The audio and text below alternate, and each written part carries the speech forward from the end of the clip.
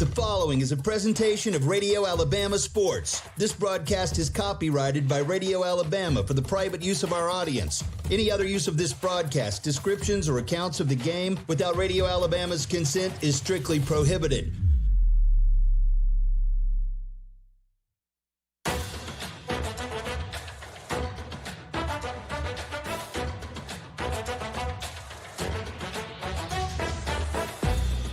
Wetumpka Indians play right here. Welcome to the Collier Ford Wetumpka Sports Network and the RE/MAX Cornerstone Realty pregame show, sponsored in part by Collier Ford, Central Alabama Community College, RE/MAX Cornerstone Realty and RE/MAX Cornerstone Realty Plus, Baptist Health, and Baptist Ortho Now, the City of Wetumpka, Central Access, Russell Do-It Center, State Farm Agent Jackson Hagan, Wharf Casual Seafood, First Community Bank, Montgomery Fire Equipment Company, CAC Adult Learning, and Precision Floor Care. Hello, everyone, and welcome to the Collier Ford Wetumpka Sports Network and the RE/MAX Cornerstone Realty pregame show. Just a few minutes away from tip-off here as the Lady Indians get ready to take on the Elmore County Panthers. I'm Mitch Petrie. Alongside me is Chandler Ward, and we've got a good one in store for you tonight. These teams just faced off just 2 weeks ago with both the boys and girls getting the win against Elmore County at their place. But this time it's a different scene. It's here in the Wetumpka competition gym, and we're just a few minutes away from tip-off. Chandler, before we get things going here tonight, what are your keys to the game presented by RE/MAX Cornerstone Realty? Well, for number one, Mitch, I'm going to have to go with defensive efficiency. You know, I want to see some full court press. I want to see some knees bent, back straight, head up defense, as Coach Rogers would tell you. And I just want these Lady Indians to play their A game tonight. Secondly, I'm going to have to go with setting some screens to set up some easy plays, some easy buckets here, you know. You don't see a lot of that coming from the Lady Indians, and some more screens, some more picks and whatnot would really set up a good play and a lot of easy buckets and an easy win for the Indians tonight.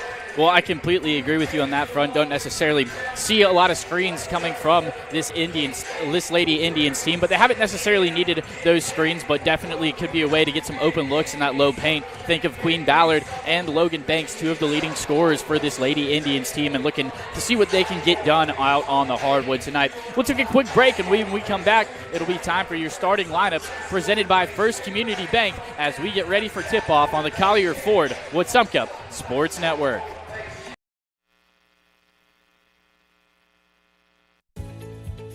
Your future starts at Central Alabama Community College.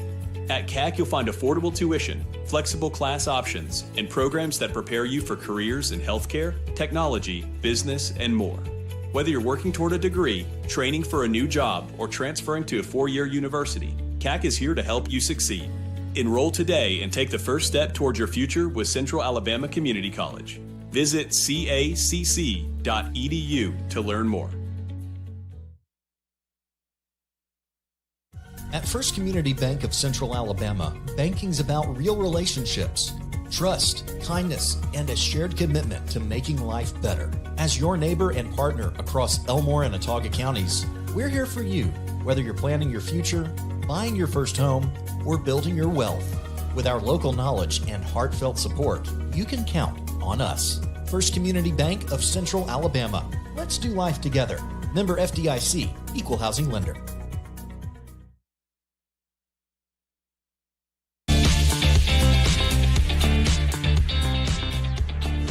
And welcome back to the Wetumpka competition gym here in Wetumpka, Alabama, as the Indians get ready to take on the Elmore County Panthers. Just a few minutes away from tip-off here, but before we get things underway, we'll take a quick break as they get ready.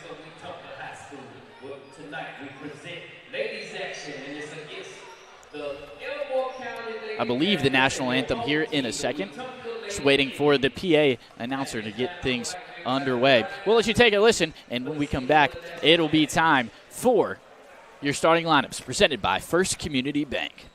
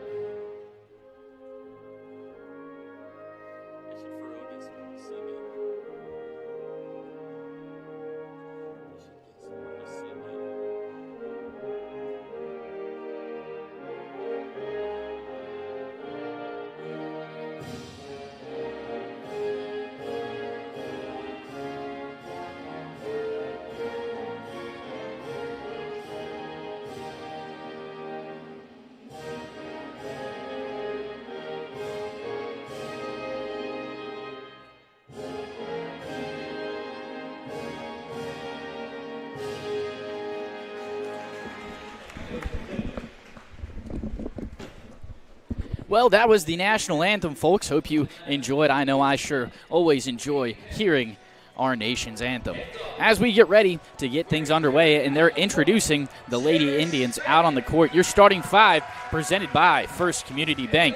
Starting at the guard position, it'll be number 2, Aaliyah Humphrey. Also as a guard, the freshman Maya Richardson, wearing number 10, will be out there to join her in the backcourt. Small forward Layla Culpepper will get the start at the 3 spot, and at the 4 spot, Logan Banks, wearing number 20 tonight, the sophomore, will get her 9th start of the season. And bringing things home at the 5, it'll be number 44, Queen Ballard, the senior and fresh transfer over from Coosa Central, playing her first season with the Indians. Lady Indians come into this one with a 7-2 record and coming off a 3-game win streak, looking to make it 4 here tonight. Indians were in action earlier this week, and they faced off and got a dominating win over a River Region foe, much like tonight in Tallahassee. Couple of Indians in double-digit points in that one. Logan Banks and Queen Ballard, both with 14 and 15 points respectively, well into the double figures, and scoring almost half of their points in the paint were the Lady Indians in that game against Tallahassee. But as we get things underway, Chandler, any final thoughts before we get this one started? Super excited to see what these Lady Indians have in store for us tonight, as well as the Elmore County Panthers. I'd love to see a good game tonight, some great defense, and a well-respected game here. Absolutely. They're introducing the starting lineups on the floor. Just 2 more players to go. Aaliyah Humphrey running between the cheerleaders and some of her teammates now, and bringing things home was Maya Richardson. She's still sitting on the bench, about to pop up, and she'll head out onto the floor, have a nice little handshake with Zaria Peak, and we're about ready to get things underway. We'll get your starting 5 for the Elmore County Panthers here in just a few moments. Waiting to see who takes the court for them tonight. Elmore County comes into this game at 3-2, not having played as many games as the Indians. Kind of the story of the Tallahassee game as well. They had only played 1 game before playing against the Indians on Tuesday night. Hear the war chants going on in the background as we get things ready to go underway. Your 5 out there for the Elmore County Panthers are number 3, Addie Stevenson, number 4, Addison Hicks, number 13, Addie Patterson, number 12, Raven Barris, and bringing it home, wearing number 21, is Denisha Johnson. Ready to get this one underway. And Elmore County Panthers win the tip-off, and it finds its way into the hands of Barris. And Layla Culpepper gets a nice steal, trying to do it all herself. That layup a little bit too strong, goes off the glass. Aaliyah Humphrey grabs the miss, not able to get it to go. But another second chance coming for Queen Ballard. This time she lays it up and in, does Queen Ballard. And Indians get off to a 2-0 lead here to start this one. Great way to use that mess up by the Elmore County Panthers on Layla Culpepper's part to get them an easy bucket to start it off. Some good ball movement here from the Lady Panthers, but it was stolen. Well, they'll call it a jump ball, but it was tied up by Maya Richardson as Raven Barris was working in that low post for the Elmore County Panthers. Having just lost that opening tip-off, Indians will get the rock, and about to inbound it is Aaliyah Humphrey, and she does into Richardson. Richardson will bring the ball across half court now, and she'll pass it over to Humphrey on the wing. Back to Richardson at the top of the key, and now into the hands of Layla Culpepper. Fires cross court for Aaliyah Humphrey. 5-foot floater wouldn't go that time, but second chance points again coming for Queen Ballard. She's got all 4 of the Indians points as they take a quick lead in this one. Panthers working the other way now. Out on that far corner is Addison Hicks. She was looking for Cherish Foy in the backcourt, but wasn't able to get it. It was stolen by Layla Culpepper. Layla Culpepper into the hands of Richardson. A little step back 3 and off the mark that time. Rebound goes off of the hands of Queen Ballard and out of bounds, and Elmore County Panthers will have it coming the other way. And once again, great way of just using that the Panthers mess up there by Layla Culpepper just to once again take another easy one down the court, but sadly couldn't get a score there. Yeah, great vision by Layla Culpepper to intercept that pass. Was a few feet off of it, saw exactly where it was coming as the Panthers find an open woman in the corner. Addison Hicks 3 was off the mark and falls into the hands of Queen Ballard. Ballard was looking for Logan Banks and laughing a little bit as a small miscommunication leads to a turnover there on the Indians, and Elmore County Panthers will take advantage of the Indians' mistake. Getting ready to inbound this one is Addie Patterson, and she does into the hands of Cherish Foy. Foy is guarded by Layla Culpepper, driving. She picks up her dribble on the wing, and as she was looking for somewhere to go with it, Humphrey comes over and helps out and forces the travel and a turnover on the Elmore County Panthers. Humphrey inbounds it into the hands of Richardson, and Richardson gave it back to Humphrey on the wing. Standing just in front of the half-court line was Humphrey. Passing back and forth are her and Richardson, and she'll give it over to Culpepper. Culpepper back to Humphrey at the top of the key. Passes to Logan Banks at the free throw line. 2 dribbles and an 8-foot floater for Banks, a little bit off the mark there, and will roll out of bounds, and Panthers will get ready to inbound this one.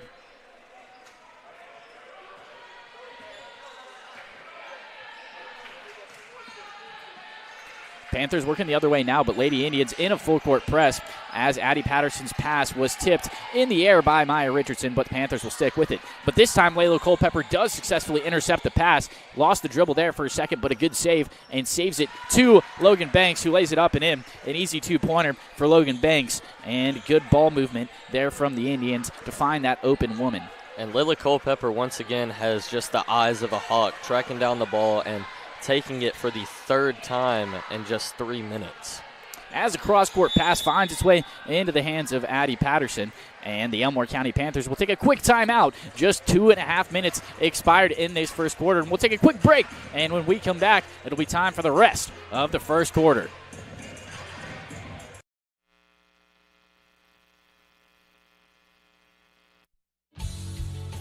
Safety starts with Montgomery Fire Equipment Company.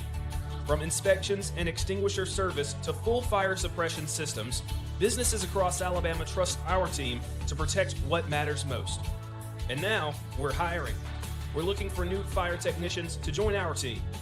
If you're hardworking and ready to make a difference, this is your chance.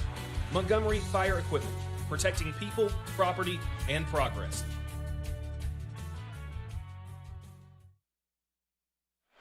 Welcome back to the Collier Ford Wetumpka Sports Network, and Lady Panthers getting ready to inbound this one, and they successfully do. It's a cross-court pass into the hands of Addie Stevenson. Passing around the top of the key now are the Panthers. Double team and trapped in the corner, forcing a turnover into the hands of Queen Ballard, who quickly gives it into the hands of Humphrey. Humphrey looks back at Coach Harry Winchester looking for a play, and she gets it, passes it out on the wing to Maya Richardson. Richardson will pick up her dribble, pass it back to Humphrey. Humphrey over to Culpepper. Culpepper picks up her dribble, back into the hands of Humphrey. Lady Indians taking these a little bit slowly, trying to find an open woman, and they do, out of the hands of Queen Ballard and into the hands of Richardson, who fires a 3 and right down the hatch. Indians lead it 9-0. Great shot there by Richardson. She's always going to be someone you want to look for when you don't really know where to go, and she's always going to be wide open on that 3, ready to fire. As Aaliyah Humphrey was trying to pick off that pass from the Elmore County Panthers, not able to corral it, though. It'll trickle out of bounds, and Panthers will have to inbound this one. Looking for a woman is Addie Patterson. She'll fire it across the court and almost a backcourt violation, and she did. Just as she did, her was on her toes, was Addie Stevenson, and her heel just slowly spins around and hits that half-court line, and it'll be an over and back violation and a turnover on the Panthers.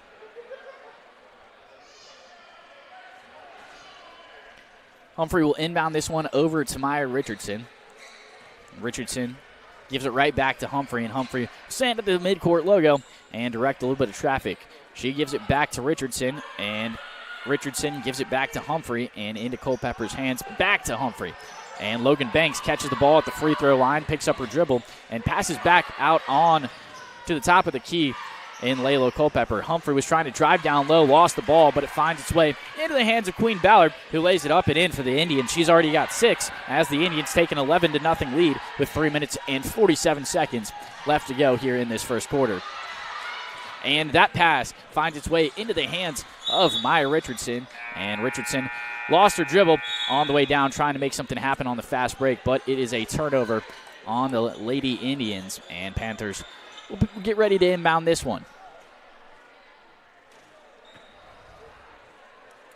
And they do so. Stevenson gives it into the hands of Foy.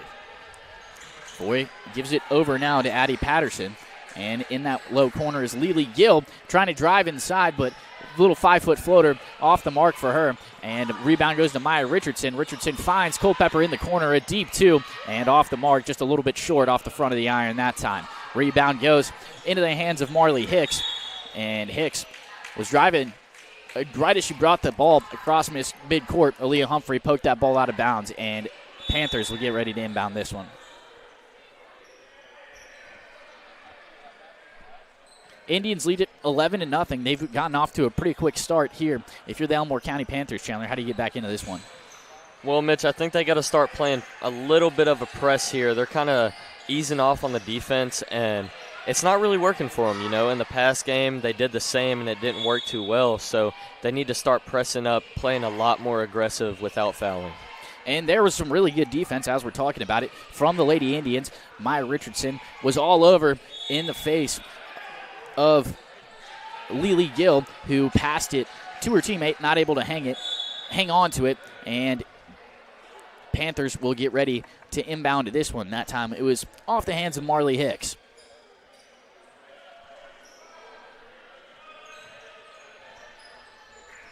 Patterson's going to inbound this one, and it finds its way after a few passes into the hands of Foy. Now it's Hicks, and she gives it back to Stevenson and over to Foy. Some good ball movement here from the Lady Panthers, but not able to find an open shot, looking for the first points of the game as that floater off the mark from Lily Gill, and Humphrey will bring it across now. Lexi Smith has checked into the game, but getting her first minutes in this one. Pulls a 3 from 2 feet beyond the arc, not able to get it down that time, and rebound goes into the hands of the Raven Barris of the Elmore County Panthers. I have a feeling these Indians will be looking at Smith a lot this game, given that she wasn't too hot last game on the threes, but I have a feeling she's going to be doing pretty well tonight. As the Indians get a double team trap in the corner on Foy, but she finds an open woman to get out of it. Tough bucket there from Lily Gill, a little 5-foot floater over the outstretched arms of Logan Banks. And Elmore County Panthers finally on the board. Indians lead it 11-2. Richardson with the ball now standing at half court, and she'll give it over to Humphrey out on that far wing. Humphrey was directing traffic a little bit and gave it to Layla Culpepper. A little underhand shovel pass into the hands of Humphrey. Off the mark that time, and rebound out of bounds off the hands of Logan Banks. Queen Ballard getting ready to check into the game, and Logan Banks will take a quick break in this one. Elmore County Panthers getting ready to inbound the ball now, and they do. It's once again Cherish Foy, the woman handling the ball, primarily for the Elmore County Panthers. Marley Hicks with the ball now, being guarded tightly by Maya Richardson, and she'll pass a high arcing pass over to Foy. Catch and shoot 3. A really high arcing shot there from Foy, but it falls down through the hatch and cutting the Indians' lead to 6. A minute and 30 seconds here to play in quarter number 1. Very high arc there from Foy, almost touching the ceiling. A little bit of a moonshot there, but it still went down the hatch for the Elmore County Panthers. Richardson gets the pass from Queen Ballard at the top of the key, and some good ball movement here from the Indians. They'll find Queen Ballard down low, and they'll call a jump ball as Queen Ballard was trying to go up in the air, and forcing that jump ball was Addison Hicks of the Elmore County Panthers. Indians steal with a 6-point lead, came out of the gates pretty hot, 11-0. They led at one point, but Panthers showing signs of life and starting to get back into this one as Aaliyah Humphrey steals the ball and trying to do it all herself. Not able to that time, had a little bit of contact on the shot, but Indians get the rebound, and Queen Ballard was the one who wrangled the rebound, but we'll get a whistle here from the officials. And they'll get Addison Hicks of the Elmore County Panthers for the holding call there for her first foul of the night. Marley Hicks for the Panther kind of grabbing at her face there. I think when the Indians tried to steal the ball, they kind of hit her in the face, and it went unnoticed. And a corner 3 from Lexi Smith, a little bit too strong there, sailed it over the iron, and it'll trickle on out of bounds. And Panthers will have possession of the ball now. 48.4 seconds left to go here in this first quarter. Indians still with a 6-point lead. A little bit off to a little bit of a slow start here, but Indians trying to find their stride. They have so defensively as Lexi Smith steals a pass, trying to do it all herself, spin move, but it was blocked on the shot by Cherish Foy. Good display of athleticism there from Foy, who chased down Lexi Smith and was able to catch up and not allow her to get the shot off. As they were working the other way, the Elmore County Panthers, Addie Stevenson passed it out of bounds. She was looking for Lily Gill down in that low post. 2 bounces and trickled on out of bounds, so a turnover on the Elmore County Panthers. Indians with it now, and Maya Richardson crosses half court with 20 seconds left to go in this one. Have to think the Indians will take their time a little bit here and try to find an open look, but also get the last possession of this quarter. Richardson drives inside, 12-foot floater, bank shot, and down home. Great look from Richardson there. It was 4 seconds left on the clock as the Indians lead it 13-5. Half-court shot from Foy, and that was close to going in, just hit the back iron. Indians lead it by 8 after 1. We'll take a quick break, and we'll be right back on the Collier Ford Wetumpka Sports Network. Protect what matters most with State Farm agent Jackson Hagan in Wetumpka. From auto and home to life insurance, Jackson Hagan and his dedicated team offer personalized service to ensure you have comprehensive coverage tailored to your needs. As a local agent, Jackson Hagan understands the unique challenges you face and is committed to guiding you through every step, from quotes to claims. Trusted a neighbor who truly cares. Like a good neighbor, State Farm agent Jackson Hagan is there. Call 334-478-3864 for a quote today.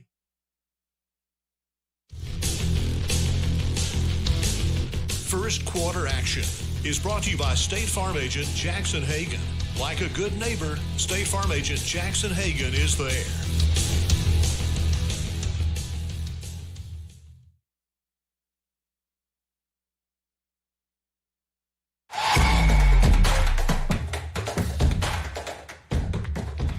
Time for second quarter action now. Indians with a 13-5 lead, and they'll get the ball to start this period, and it's Aaliyah Humphrey into the hands of Culpepper now, finding Queen Ballard in that low post, shot off the mark, and rebound goes into the hands of the Panthers. Panthers working with it the other way now, and we get a blow from the officials. It would be an offensive foul. I believe that was an illegal screen on the play. We'll wait to see who that was on. It was on Addie Stevenson. She'll pick up her first foul of the night.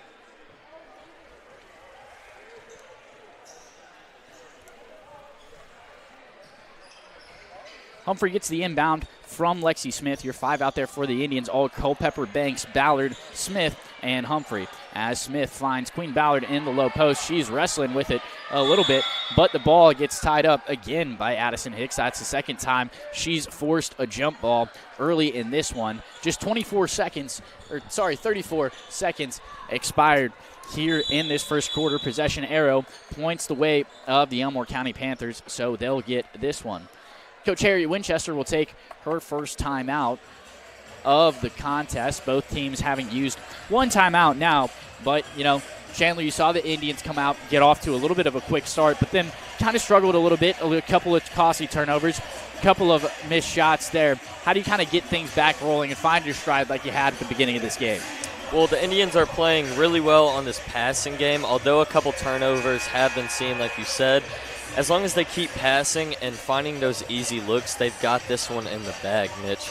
Now, I will admit, though, they are kind of lacking on that defense, as I was talking about earlier, that I'd like to see, but hopefully they'll step that up, only having 2 players on this full-court press. Well, Elmore County Panthers struggling to get the ball across court. Indians came out in the full-court press, and they forced the ball to go out of bounds, but it'll say it's the last touch by Queen Ballard. So a cross-court inbound will come out into the hands of Addie Stevenson, being guarded tightly by Layla Culpepper, and a steal from Lexi Smith. Nobody home in front of her. She lays it up and in, and going coast to coast was Lexi Smith. She gets her first points in this one.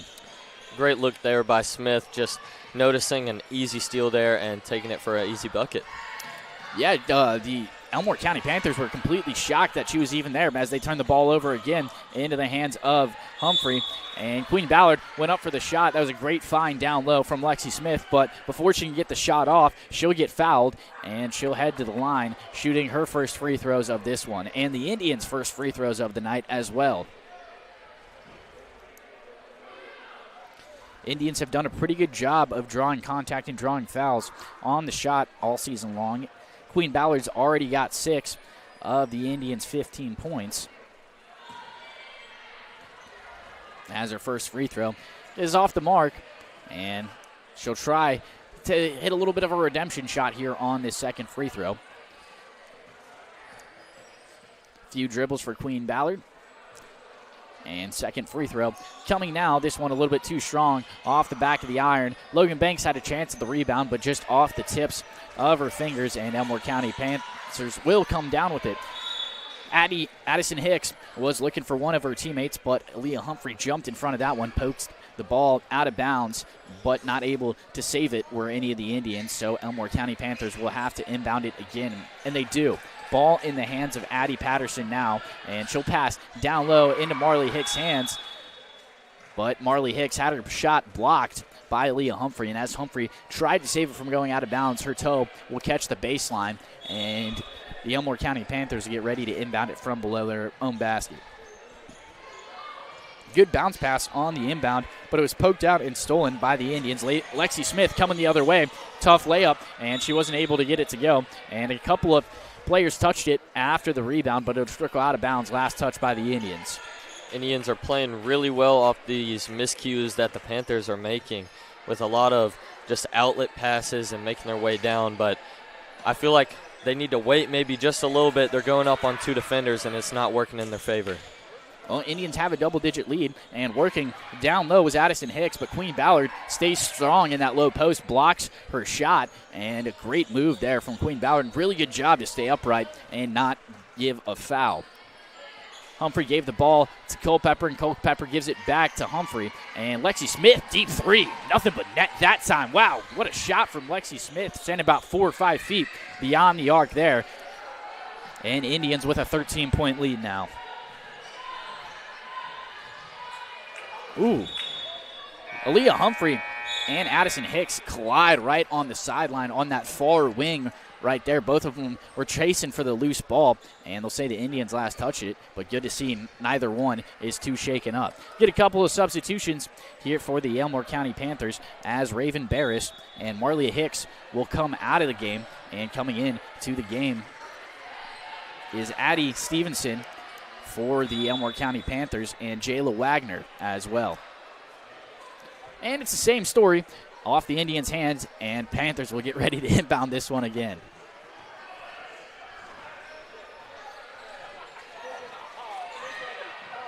And loose ball on the floor now. Lexi Smith had a chance at it, but Elmore County recovers, and a three coming out of the hands of Stevenson off the mark and doesn't hit anything except the floor on the way down. And Aaliyah Humphrey has it now. She's taking her time, and she finally crosses half court, avoiding the 8-second violation. Lexi Smith from the same spot, thought about the three, and she'll give it to Aaliyah Humphrey, who does fire it this time off the mark, but a good rebound and second chance points from Queen Ballard. She's the Indians' leading scorer so far. She's got 8 tonight as they take a 15-point lead. And Maya Richardson steals that pass, gets fouled on the shot. It won't go down, but 2 chances at the charity stripe coming for Maya Richardson. Close to an and one there for Richardson, but just couldn't get it to roll in. Al, that's a tough shot. You're coming, all your momentum is carrying you not just towards the baseline, but also away from the basket there. A little bit of a reverse layup, wasn't able to go. First free throw a little bit strong off the mark, hits the back iron, and second one coming for Maya Richardson.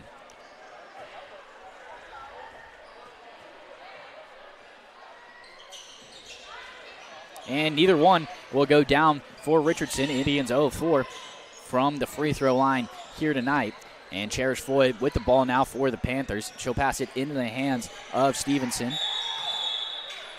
And they'll get Jayla Wagner on the travel. She got the pass from Addie Stevenson in that low corner there, but picks up her dribble and has that pivot foot slide a little bit. And it'll be a turnover and a travel on the Elmore County Panthers. Humphrey inbounds the ball to Richardson. Richardson will give it right back to Humphrey. Humphrey fakes the step inside and gives it to Logan Banks, who gives it right back and back into the hands of Logan Banks. There was a 2-woman show there on that trip, but not able to get anything from it. And charging with some authority was Cherish Foy, but not able to get the shot off. She'll get fouled on her way out of bounds, and they'll say that one goes against Lexi Smith. That's Smith's first foul of the contest. Great sportsmanship there from Aaliyah Humphrey to make sure to pick up Foy after getting knocked down. You love to see that, helping the opposing team back up off the floor. Indians with a 15-point lead, and it'll force the Panthers to take their second timeout. We'll take a quick break, and we'll be right back on the Collier Ford Wetumpka Sports Network. We believe in doing things right the first time. That's the promise behind Finish Line Garage Floor Systems. Powered by Precision Floor Care, our custom garage floor systems are designed to be tough, stylish, and built for the long haul. With a team rooted right here in the community, we deliver quality you can count on. Finish Line Garage Floor Systems. Let them rest on the best. Visit FinishLineGarageFloors.com today.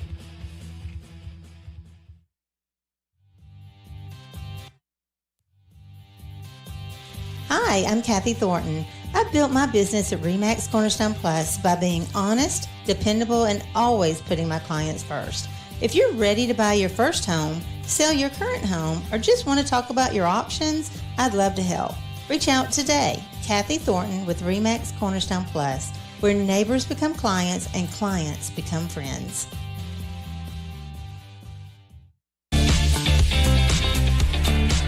Back now, and the inbound was stolen by Lexi Smith. Tries to go coast to coast with it, not able to, but a couple of rebounds here for the Indians. And Aaliyah Humphrey's pass will get stolen by Addie Stevenson.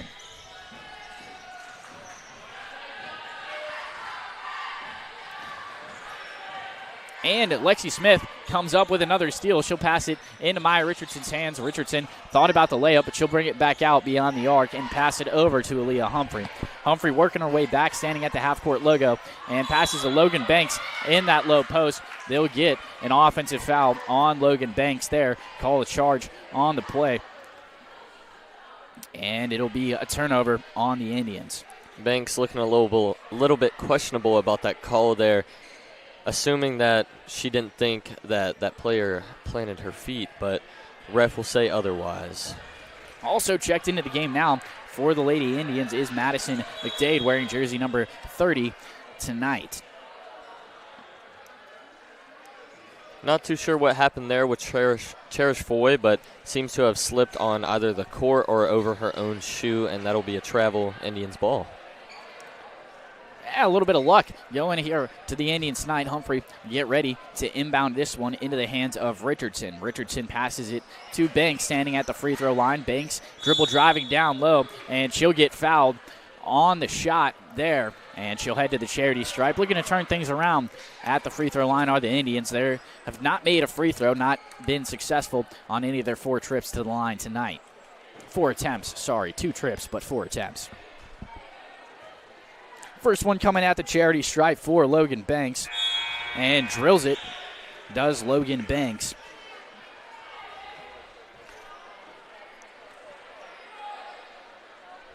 Your 5 out there for the Indians are McDade, Humphrey, Richardson, Banks, and Lexi Smith.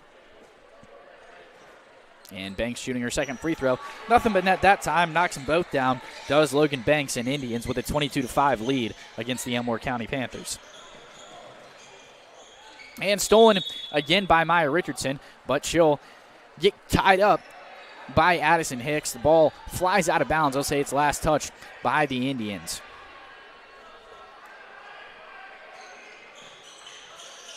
Patterson inbounds this one over into the hands of Hicks. Hicks looking back to give it to Addie Patterson out on that far side of the wing right by the baseline. She's not able to hold on to it, so a turnover on the Elmore County Panthers. And that's kind of been the story of the game here for the Panthers, just a lot of turnovers on miscommunication passes.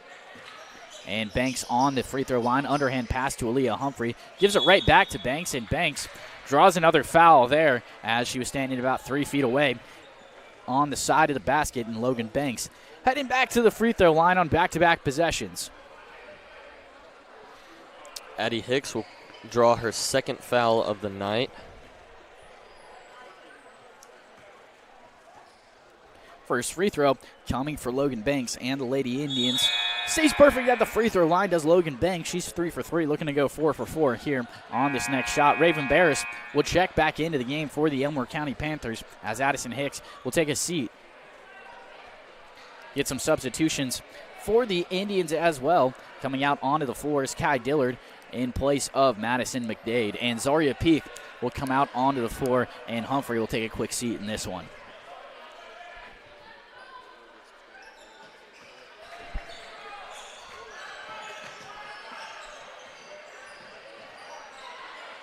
Indians in this full court press. It's been really successful for them as the Elmore County Panthers finally find a way to get across the half-court line and avoid an 8-second violation. Working in the low post was Lily Gill, but swatted with authority was Logan Banks. And on the fast break now were the Indians. Zaria Peak trying to get a layup. She had a nice pass from Lexi Smith, but they'll run in to some contact, and now there's an Elmore County Panther slow to get up. And while they check her out, we'll take a quick break. We'll be right back on the Collier Ford Wetumpka Sports Network.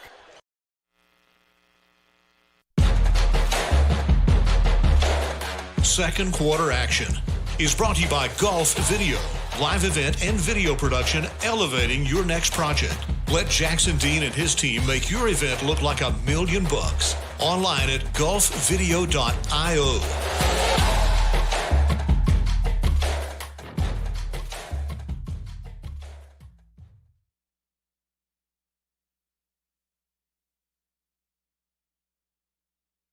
When your job depends on quality building materials, depend on Russell Do-It Center and Building Supply. From framing lumber and roofing to concrete, drywall, and fasteners, we've got the materials to build it right and build it strong. Whether you're a contractor or a do-it-yourselfer, if you're building, you belong here with dependable products and local service you can trust. Russell Do-It Center and Building Supply is your go-to source for building materials. Experience and knowledge from the pros. Russell Do-It Center and Building Supply.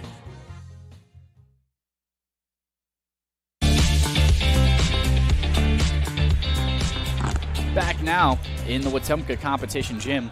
The woman down for the Elmore County Panthers was Cherish Foy. She has a three-pointer tonight, counting for 60% of the Elmore County Panthers' points. She's a little bit slow to get off, and Richardson will get a catch-and-shoot three from the inbound. Not able to have anything go. Offensive rebound from the Indians, but Zaria Peak steps out of bounds. She was looking to pass out onto the far wing to Lexi Smith. Hopefully Foy is okay. She's getting checked out right now. Try to get an update for y'all as we can. Inbounding this one into the hands of Lily Gill, but Zaria Peak pokes it out, and body's on the floor now, but Elmore County Panthers able to stay with it, but just for a second as Zaria Peak gets the ball again and save the ball from going out of bounds. Heads up play there by Zaria Peak and throws it into the gut of Jayla Wagner of the Elmore County Panthers, who's not able to wrangle it, and Indians will get ready to inbound it from below their own baseline. And a long pass from Zaria Peak over into the hands of Myra Richardson and gives it right back to Peak, who finds Logan Banks working in that low post. And Logan Banks will pick up another offensive foul. That's her second one of the contest.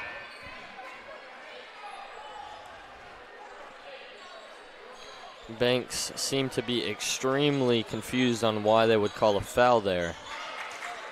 I'm not quite sure what it was on that one, but Indians with a 24-5 lead as the inbound is stolen by Lexi Smith. She was looking for somebody to pass it to, but Marley Hicks got up, got her hand on it, and the ball went straight out of bounds after that, and Kai Dillard will get ready to inbound it now for the Indians.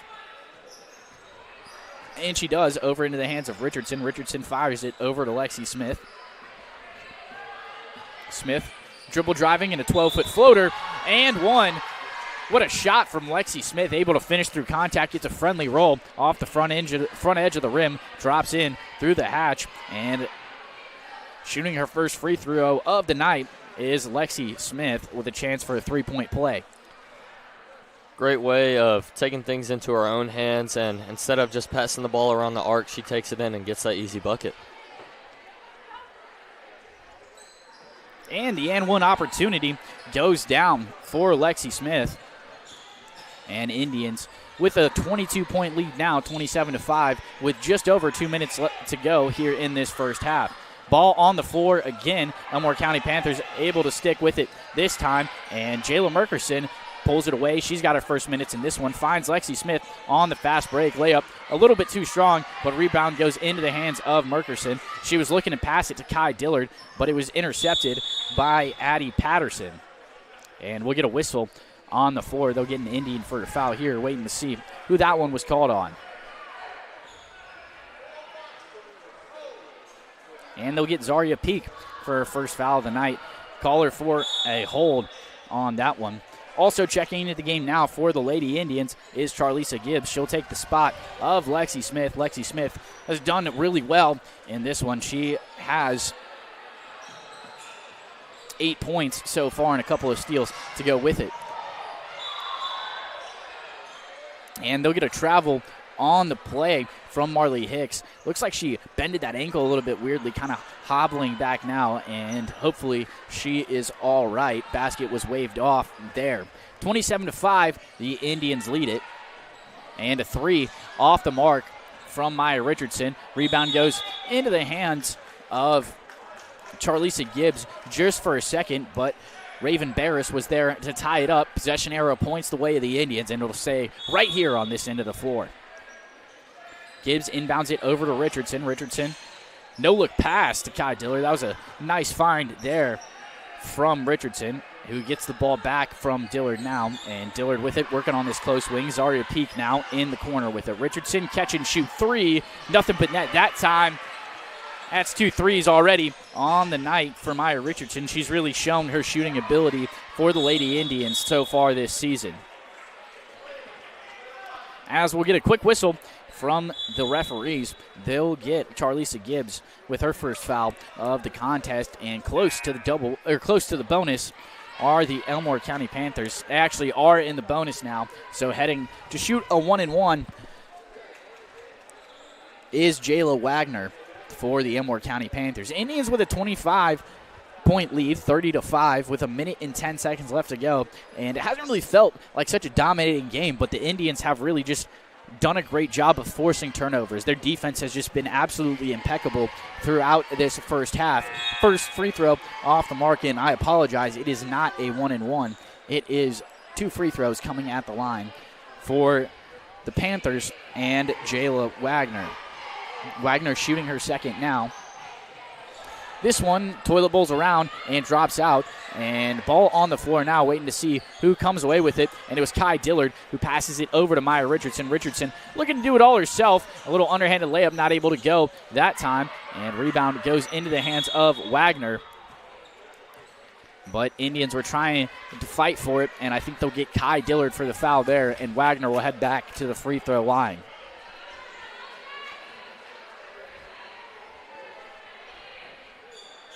Some more chances here for the Panthers to maybe get some points up here. Have yet to hit double digits, so maybe they can get this rolling for them. But if not, it's looking like the Indians might have a game tonight. Well, it was 11-5 at one point, and since then, Indians have gone on a 19-0 run. Panthers held scoreless here in this second quarter. Just really haven't been able to get anything going on the offensive end of the floor. Wagner makes the back end of those 2 free throws. It's her first point of the night, and now the Indians' lead is 24-30-6. Richardson's pass was tipped by an Elmore County Panther, but good hustle from Richardson to stick with it as a 3 comes from Merkerson. She's boxed out hard there, and Elmore County Panthers lose it and try to save it from going out of bounds, but they'll pass it right to Richardson, who fires a 3 as soon as she gets it off the mark. And coming the other way are the Elmore County Panthers. And stolen by Kai Dillard. Kai Dillard maybe trying to do it all herself. Loses the dribble for a second. Her and Merkerson will run into each other. And the ball will roll out of bounds. Last touched by an Indian with 16.1 seconds left to go in this first half. Looks like Dillard is actually going to get called for a foul there after Bodies were flying all over the floor. Dillard will slip up on one of Elmore County's players, and it's going to be number 5, Jayla Wagner, who is yet again getting some free throws. It's her third trip to the line here just in these last few minutes. Wagner 1 for 4 at the line thus far. First free throw coming for Wagner. Starting to find her groove a little bit. Wagner drops in that free throw, improving to 2 from 5 tonight.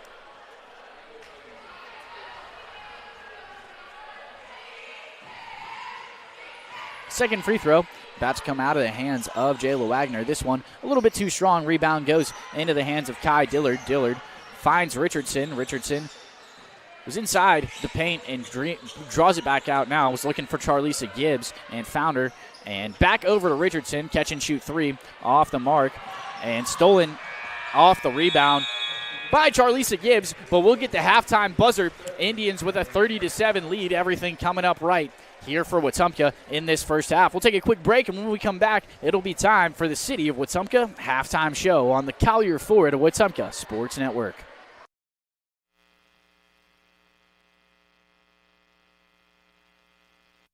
It's never too late to take the next step. The Central Alabama Community College Adult Learning Program helps adults 18 and older earn their GED or even a high school diploma. You can also prepare for the workforce with short-term certificates in medical billing and coding, medical assisting, pharmacy technician, or hospitality and culinary. Flexible classes fit your schedule, and your future starts today. Visit cacc.edu/adult education or call 256-378-2017. CACC Adult Learning Program. Discover you. Protect what matters most with State Farm agent Jackson Hagan in Wetumpka. From auto and home to life insurance, Jackson Hagan and his dedicated team offer personalized service to ensure you have comprehensive coverage tailored to your needs. As a local agent, Jackson Hagan understands the unique challenges you face and is committed to guiding you through every step, from quotes to claims. Trust in a neighbor who truly cares. Like a good neighbor, State Farm agent Jackson Hagan is there. Call 334-478-3864 for a quote today. At First Community Bank of Central Alabama, banking's about real relationships, trust, kindness, and a shared commitment to making life better. As your neighbor and partner across Elmore and Autauga counties, we're here for you, whether you're planning your future, buying your first home, or building your wealth. With our local knowledge and heartfelt support, you can count on us. First Community Bank of Central Alabama. Let's do life together. Member FDIC, Equal Housing Lender. When a sports injury has you sidelined, Baptist Ortho Now offers comprehensive orthopedic care with no appointment from 8 a.m. to 8 p.m. Monday through Saturday, with board-certified specialists treating injuries and expert physical therapists administering everything from sports medicine to everyday recovery treatment. Baptist Ortho Now, getting you off the bench and back in the action. East Chase across from Target.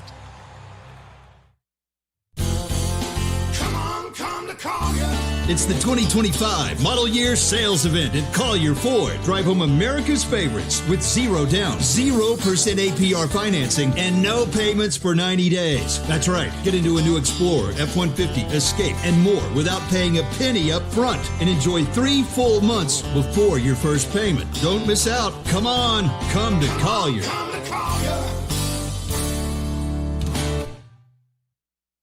When it comes to real estate in the River region, trust the team that puts you first. Chad Barrett, Beverly Wright, and Kathy Thornton. With experience, dedication, and a commitment to making every move smooth, they're here to guide you. Names families across our community count on. Call today and let Chad, Beverly, or Kathy help with your next move.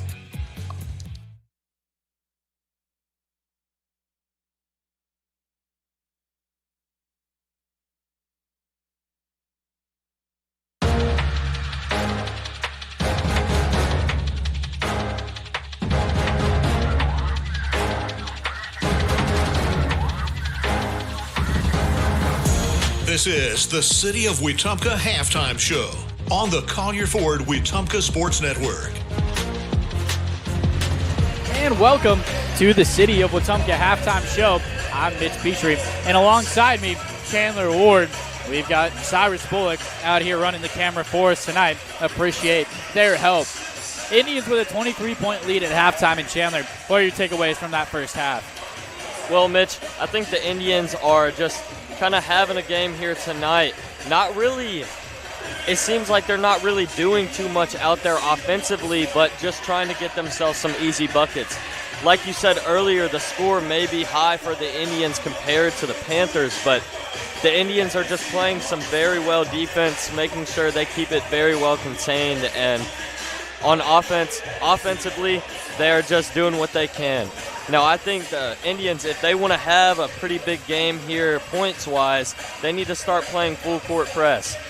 It's not very ideal just because of how far along they are already, but a full-court press is something I'd like to see. Well, you talk about the Indians' defense, and they have been having a really good time out there so far. You got a couple Indians with quite a few steals. Lexi Smith has 5 steals, and Maya Richardson and Layla Culpepper both joining in on the fun. They've got 4 apiece, and if you add them all up, the Indians across the board have 22 steals already on the night, so just really doing a great job. And even if you take away some of those steals, they forced a couple of turnovers as well. Your leading scorers so far for the Indians tonight, you've got 3 Indians with 8 points, and those are Queen Ballard, Lexi Smith, and Maya Richardson. A couple of different Indians getting involved here early. But if you're the Elmore County Panthers, what can you kind of do to get back in this one and make it a little bit competitive? It is a big lead, but you maybe hold the Indians to a few bad offensive possessions, get things going, and you're right back in this one. First off, Mitch, I think the Panthers are going to need to press up a little bit. They are seeming to not really have too much care on defense, just allowing them to score and thinking they're going to get back on offense. Secondly, on the offensive side for the Panthers, they need to drive in more. They need to get in there, draw some fouls, because they're just kind of playing outside the arc in deep twos, and it would be working a lot better for them if they just get down in there in the paint and go to work. Well, absolutely. You know, they've been playing some decent defense, but the Indians have really just kind of taken advantage of what the Panthers have given them. They found some open looks, caught a couple of threes to go down for them, had a couple of shots inside that low post. But, you know, as you kind of get ready for the second half, the Indians definitely want to keep their foot on the gas and not let this thing get any more competitive than it is now. Coach Winchester's got to be pretty thrilled with the way the Lady Indians are playing. Absolutely. I definitely know that Coach Wynn is enjoying that these Lady Indians are 7-2, and this game continues on like this, soon to be 8-2. The Lady Indians are starting off hot this season, and I have a feeling it's going to continue to be that way. Well, we certainly hope so. And we'll take a quick break. When we come back, it'll be time for second half action as the Lady Indians lead the Elmore County Panthers 30-7. We'll be right back on the Collier Ford Wetumpka Sports Network.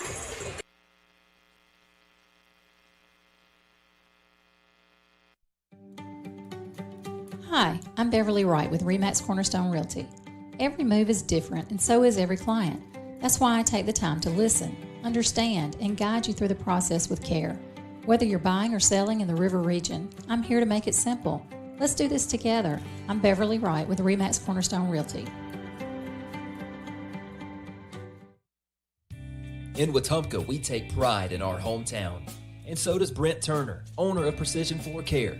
A Wetumpka graduate and now a local small business owner, Brent built Precision Floor Care on a commitment to serve his community.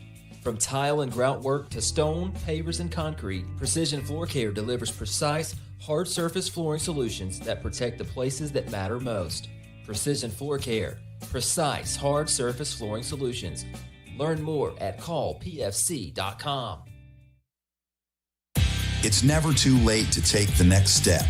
The Central Alabama Community College Adult Learning Program helps adults 18 and older earn their GED or even a high school diploma. You can also prepare for the workforce with short-term certificates in medical billing and coding, medical assisting, pharmacy technician, or hospitality and culinary. Flexible classes fit your schedule, and your future starts today. Visit cacc.edu/adult education or call 256-378-2017. CACC Adult Learning Program. Discover you.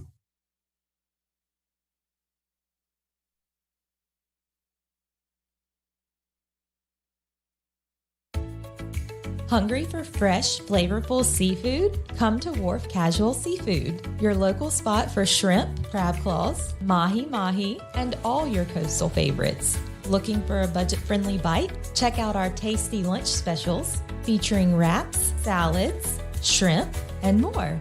Wharf Casual Seafood, wharfcasualseafood.com. The coast is here.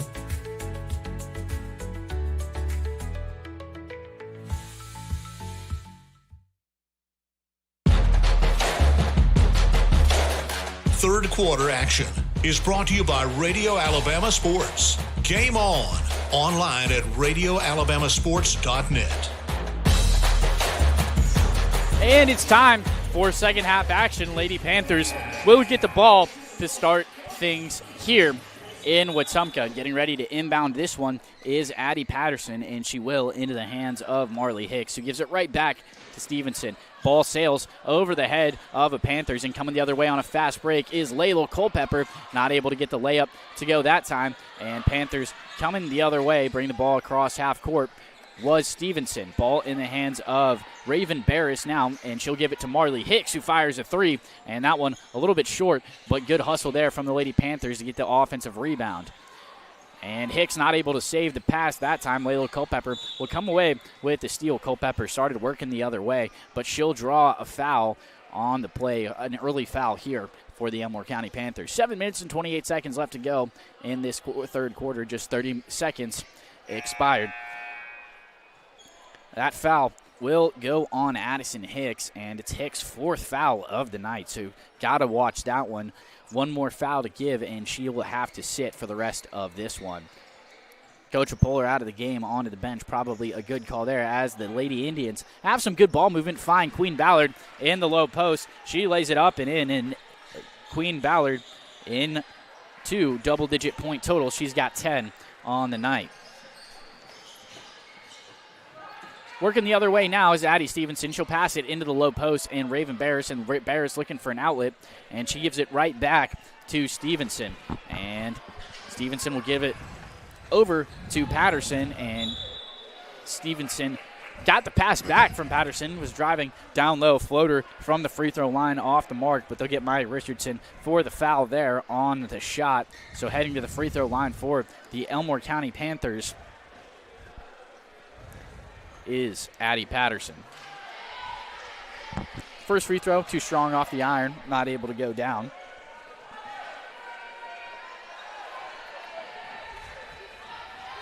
Second free throw coming from Stevenson. That one rolls around and drops through and cuts in to the Indians' lead, but they still lead by a sizable margin. 24 is the Indians' lead. As Richardson catches a cross-court pass from Culpepper, it'll work its way back over to Culpepper, catch and shoot three off the mark that time, but it'll roll out of bounds after being last touched by Addie Patterson.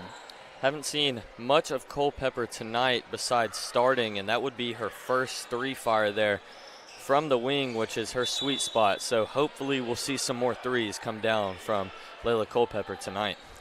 Not able to hang on to the inbound pass was Logan Banks. Ball trickles out of bounds, and Elmore County Panthers working the other way. Across half court now is Marley Hicks. Hicks passes over to Gill. Gill driving inside in the paint, and ball comes out. It's poked out by Aaliyah Humphrey, and Logan Banks comes away with it, goes coast to coast, lays it up and in. Good job there from Logan Banks, getting and beating everybody down the court.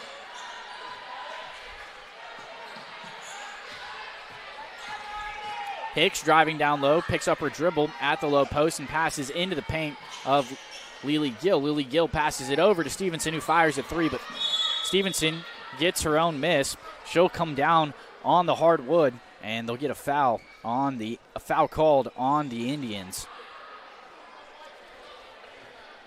And it'll be Culpepper picking up that foul, her first of the night.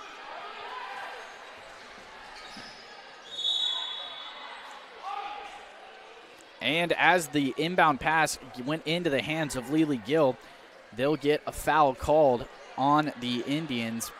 Another one on Culpepper. So 2 fouls in the last 30 seconds or so for Layla Culpepper. And she'll check out of this one as Lexi Smith will come on and take her place. Your 5 out there for the Indians are Richardson, Banks, Ballard, Smith, and Humphrey.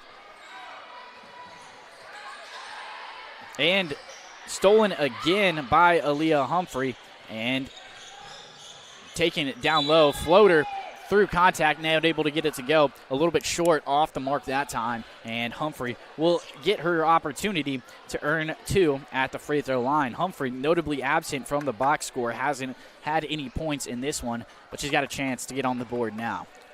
Number 12 for the Panthers, Raven Barris, will pick up that foul, which sent Aaliyah Humphrey to the free throw line.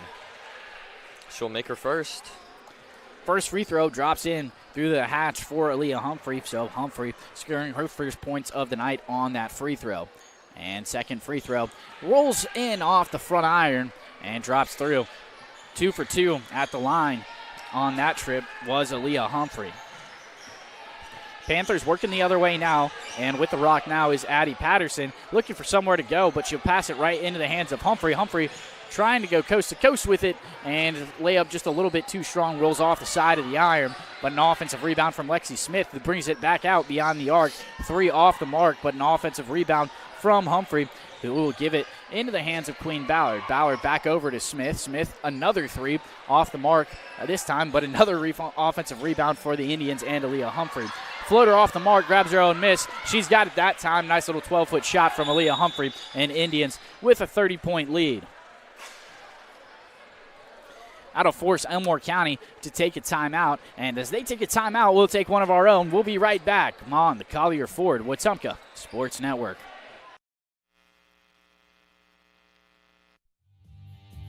Hi, I'm Kathy Thornton with RE/MAX Cornerstone Plus. Helping families here in the River Region is more than a job, it's personal. I take the time to listen, understand what you need, and fight to get you the best deal possible. Whether you're buying or selling in Central Alabama, let's work together to make it happen. I'm Kathy Thornton at RE/MAX Cornerstone Plus, here to help you every step of the way. At First Community Bank of Central Alabama, banking's about real relationships, trust, kindness, and a shared commitment to making life better. As your neighbor and partner across Elmore and Autauga counties, we're here for you, whether you're planning your future, buying your first home, or building your wealth. With our local knowledge and heartfelt support, you can count on us. First Community Bank of Central Alabama. Let's do life together. Member FDIC, Equal Housing Lender. Back now, Elmore County Panthers with the ball, and it'll be poked out for a second by Queen Ballard, but sticking with it was Ollie Locke. And Locke looking for somewhere to go with it. She'll hit the ground, but before she can get the pass out, and knee will come down all across the baseline, and it'll be a turnover on the Panthers. Richardson working the other way for the Indians. No-look pass over to Lexi Smith. Passes it to Queen Ballard, and after a few passes, finds its way back to Ballard, who gives it to Aaliyah Humphrey. Catch and shoot 3 from the corner, right down the hatch. Aaliyah Humphrey, and Indians with a 41-8 lead. Humphrey must have been getting a big pep talk in the locker room over halftime, because she has gotten her first 7 points over the span of this third quarter. And Logan Banks steals it, goes coast to coast with it, lays it up and in, extending this Indians lead even further. Panthers with the ball now, and working with it is Bailey Adams. She'll pass it into the hands of Kiki Walker, who was looking to give it back. And it was stolen by Lexi Smith, who passes it to Richardson. As Richardson was bringing the ball across the free throw line, she'll get a foul on the back from Bailey Adams. And heading to inbound this one for the Indians is Aaliyah Humphrey. And number 2, Lily Gill, will check in for 10, Ollie Locke on the Panthers side. Still no sight of Cherish Foy in this one. A notable absence for the Elmore County Panthers as she went down in that first one. Humphrey catches a pass on the wing floater from parallel width to the baseline. Not able to get it to go that time. But Queen Ballard is able to wrangle it and looking for an outlet. She's guarded in the face. And it'll force Coach Wynn to take a timeout there. Save a turnover on the Indians and Queen Ballard. We'll keep it here as the Indians lead it by 35. Panthers still trying to make it double digits, but really just an all-around strong defensive performance from this Lady Indian squad. Absolutely, Mitch. The defense is what we need them to be. They've started full court pressing. Like I said earlier during halftime, they need that full court press. Sure, they're up by a lot of points, but it just shows that they still continue to care about the game. And Elmore County has just seemed to have been broken down more and more from this Indians defense. So they continue this, and this is going to be one great game from the Lady Indians. Well, it has been so far, maybe leaving a little bit out on the floor on the offensive side of the ball, but defensively can't ask for a much better performance than what you're seeing from the Lady Indians tonight. Coming out of this timeout, you'll have Humphrey, Banks, Ballard, Richardson, and Smith out on the floor. Aaliyah Humphrey will take a quick seat. Sorry, she won't. She'll actually be the one inbounding this one. And she will over top to Logan Banks and off the glass. Good layup there from Logan Banks, who is now in double-digit figures for the Lady Indians. Lily Gill working with it on the wing. She'll pass it down into the corner in Addison Hicks. Addison Hicks was looking for somewhere to go with it, but Maya Richardson jumps up, swats it out of bounds, and once again, it'll be the Elmore County Panthers having to inbound this one.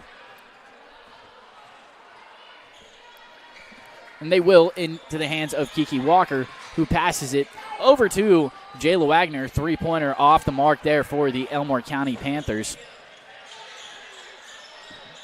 And a catch-and-shoot three. Wow, nice bucket there for Maya Richardson, her first points of the second half. She's going to made 3 threes tonight. Showing off that shooting ability is Maya Richardson. And Richardson steals the ball right out of the hands of Kiki Walker. Trying to do it all herself. Layup won't go that time, but an offensive rebound from Lexi Smith, who brings it out to the corner and lost her defender. But 3 off the mark that time. Rebound again goes to the Indians. This time it's Maya Richardson. She'll give it to Humphrey up at the top, and Humphrey directing traffic a little bit and give it to Lexi Smith. And Queen Ballard jumper from the free throw line, in and out. Would have been a nice bucket there for the Indians as they lead 48-8. Not something you see too often there from Queen Ballard taking a jump shot. And Logan Banks will steal it, trying to go coast to coast. Nice from Logan Banks, lays it up and in. Good bucket there, and it'll force the Elmore County Panthers to take another timeout in this one. They've only got one left. 2 minutes and 13 seconds left to go here in this third quarter. Indians with a 42-point lead. We'll be right back on the Collier Ford Wetumpka Sports Network. This is Kathy Thornton with RE/MAX Cornerstone Plus. I know buying or selling a home can feel overwhelming, but I promise you don't have to go through it alone. I'll guide you through every detail and keep things simple, clear, and stress-free. When you're ready to make a move in the River region, call me, Kathy Thornton, with RE/MAX Cornerstone Plus.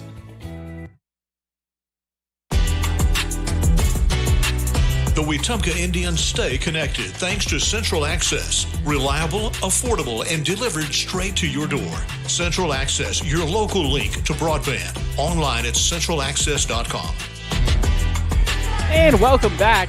Indians with a sizable lead here in this one with 2 minutes and 13 seconds left to go. They'll inbound it, and Charlisa Gibbs will give it into the hands of Merkerson.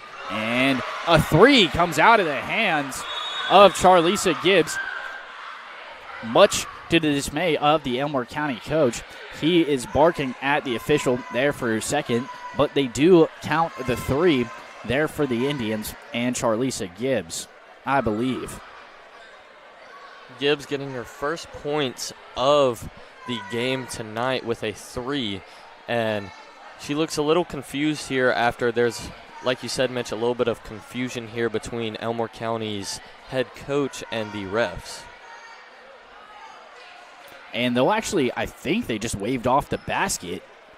wait to see if the scoreboard updates.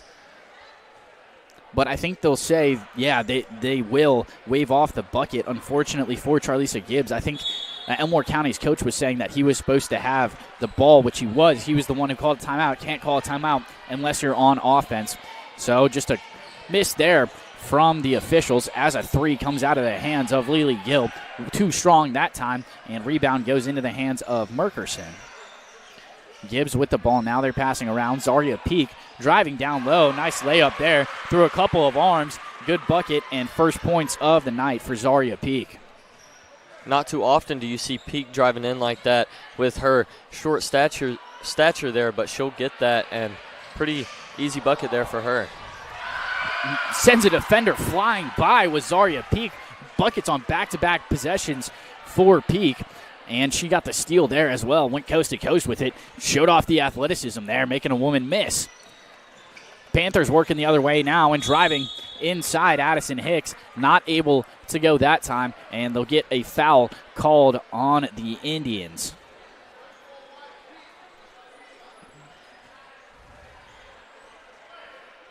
And picking up that foul for the Indians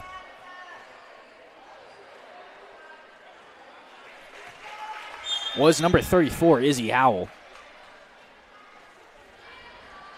And Macy Browse will check into the game now as well for the Indians, going with the full bench lineup here as the first free throw went down the hatch for the Elmore County Panthers, and the second one does from Addison Hicks, who drilled them both. And finally, after a whole half and almost a whole quarter, the Panthers are in double figures now.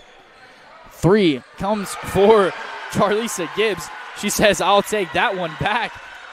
After they wave off her bucket, she said it doesn't matter anyway. Ball don't lie. Good bucket there from Charlisa Gibbs. And fans will go crazy for that one, seeing Charlisa Gibbs get a three, because other night against Tallahassee, she had a pretty good game, getting 2 threes there and a layup. And they'll get Macy Browse there for the tie-up. Foul, reach-in foul. I thought it was a tie-up originally.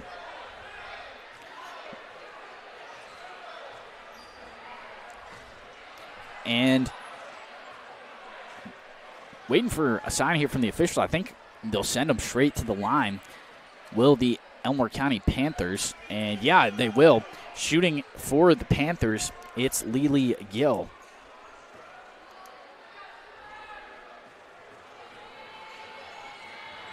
Two coming at the line for the Panthers. First one off the mark after a few rolls around the rim for Wagner. Sorry, it's Lily Gill shooting at the free throw line. Second free throw coming for the Panthers. And that one off the mark as well.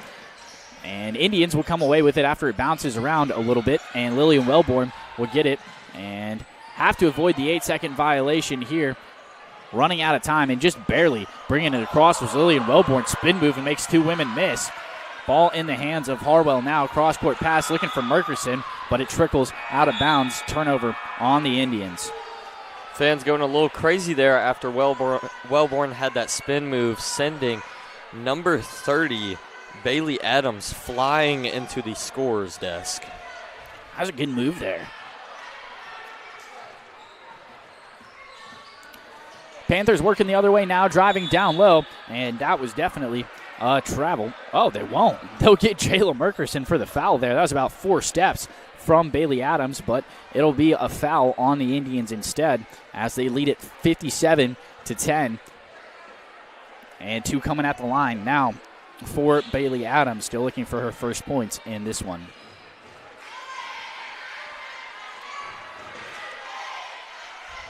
And first free throw drops down. In the box score now is Bailey Adams. Adams about to shoot her second free throw. Just got the pass there from the official. Couple of dribbles. She'll settle in and too strong off the back of the iron, but she'll grab her own miss. Kind of shot right back to her. And she'll give it into the hands of Hicks. Now Hicks, cross-court pass over to Marley Hicks. And back to Adams in the paint with a whole host of Indians around. A three-pointer off the mark for Jayla Wagner, and that's how this quarter will come to a close. Indians with a 57-11 lead after three. We'll be right back for fourth quarter action on the Collier Ford Wetumpka Sports Network. Looking to tackle your next home project? Look no further than Russell Do-It Center and Building Supply. With same-day pickup, ship to store, and ship to home, all available at RussellDoItCenter.com. Whether it's paints, tools, lumber, or lawn care, we've got what you need with the service you can trust. So be sure to shop today at RussellDoItCenter.com. RussellDoItCenter.com. Experience and knowledge from the pros. Russell Do-It Center and Building Supply. And welcome back. It's time for fourth quarter action on the Collier Ford Wetumpka Sports Network. Lady Indians have dominated this one and looking to see them continue to do that as they get things started with the ball in the hands of Kai Dillard. Into the hands of McDade now. Some passing around the top of the yard. Good find there. And Madison McDade goes up for the layup, not able to get it. And Kai Dillard tried to tie that one up, and I think they'll get a foul call on the Elmore. They won't actually. They'll rule it a jump ball. So possession arrow points in the way of the Elmore County Panthers, but clock continuing to run here in this fourth quarter as the Indians take advantage of their sizable lead. Panthers pass it into the hands of Lily Gill, working down low. First shot won't go, but good second chance points there for Marley Hicks. Cutting into that Indians lead just a little bit. Zaria Peak with the ball now. She'll bring it across half court, makes a woman miss. Thought about the jumper from about 8 feet, not able to get it to go. And Madison McDade lost it and into the hands of the Panthers and Addie Patterson.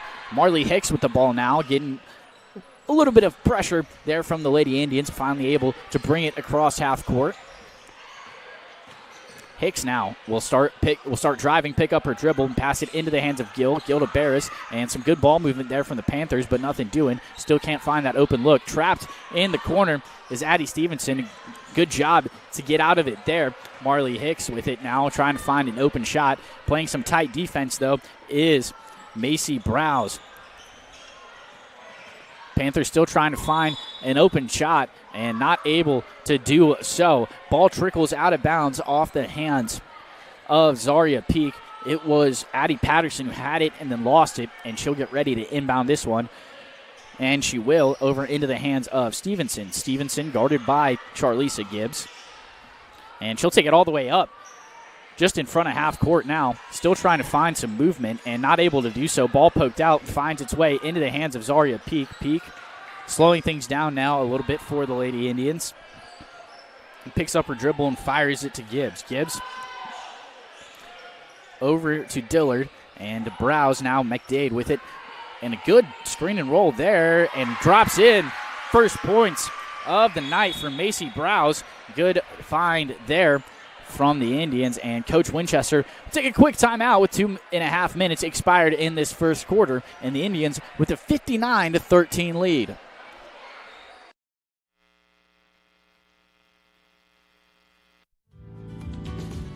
Hi, I'm Chad Barrett. Growing up here in Central Alabama, I've always believed in doing the things the right way with honesty and hard work.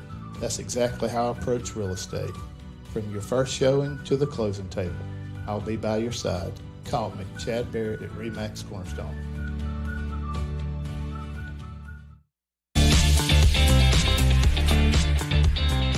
Precision Floor Care are your local experts for tile, grout, stone, brick, and concrete. From cleaning and sealing to full decorative finishes, they deliver price results every time. Trust Brent Turner and the hometown team that cares about our community. Call Precision Floor Care today or visit callpfc.com.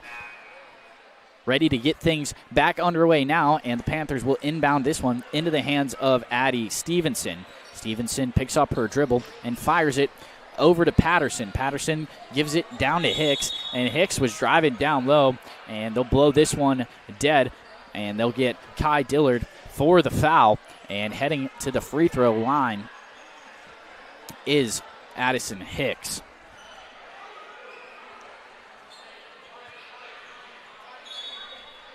Clock's still moving here. Just under 5 minutes left to go in this one. Sorry, it won't be a free throw. Thought they called that one on the shot attempt, but they'll get it on the floor. Panthers inbound it now. And still looking for an open shot. Barris for 3 off the mark. Offensive rebound from the Panthers. Second chance won't go either. That time it was Addison Hicks. It'll be Lillian Wellborn taking it up for the Indians here. I guess playing point guard with all the starters out now. And good ball movement here from the Indians, trying to find an open look. Lillian Wellborn with the ball now as Lily Gill goes for the steal, not able to come up with it. Ball bounced off the official there, but Macy Browse steps out of bounds after the ricochet from the Zebra and not able to go. That time, a turnover on the Indians. They'll say she stepped on the line. Browse looking a little upset there, probably thinking that the ref was in her way and a little bit of interference there, but still a call is a call, and it'll go to the Panthers. And ball on the floor now. Izzy Harwell was there to tie it up with Addie Stevenson. Possession arrow points the way of the Indians, so they'll get ready to inbound this one, and Kai Dillard will be the woman to do it. Time still ticking away here. 3 minutes and 30 seconds left to go in this one. Indians 59-13. They lead it. You'll get some substitutions here for the Elmore County Panthers, but it'll be the same 5 out there for the Wetumpka Indians. And they finally get ready to inbound this one. 3 minutes and 8 seconds left to go in this one. Good pass there from Wellborn over to Dillard. Dillard floater a little bit short off the mark, and Panthers coming the other way, trying to do it with some efficiency, but stolen right out of the hands of Marley Hicks. It was Kai Dillard able to come away with it that time. Browse with the ball now, and she'll pass it back to Dillard. Dillard. All 5 outside the paint here for the Indians. You'll see Lillian Wellborn start to work down inside cross court. And Browse with the ball now. Looking for a woman. It's in the hands of Izzy. And back over through Browse to Kai Dillard. Dillard picks up the ball now. And Indians taking their time, just not letting anything go without an easy shot. And going up and in. Kai Dillard. Chance for an and one play here for Kai Dillard. 61-13, the Indians lead it, and possibly 62-13, depending on what comes of this free throw for Kai Dillard. Lady Indians here looking for a 50-point game, just 2 points away from it. If their defense holds and their offense continues, this may very well be a 50-point game. Well, it's been a dominating start to finish here from the Lady Indians. Time still ticking away. 1 minute and 40 seconds left. Free throw was off the mark there from Dillard. Panthers taking their time a little bit here. It seems like they've lost a little bit of steam.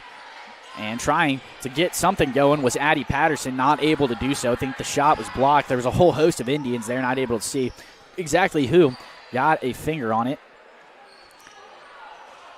Couple of passes between Dillard and Wellborn. They'll continue to do so. Time still ticking away here, and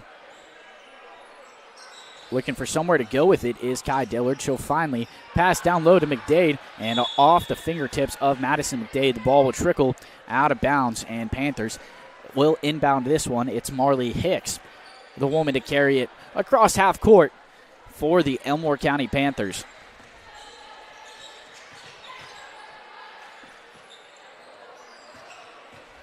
Hicks working inside. Will pass it out to the top into the hands of Locke.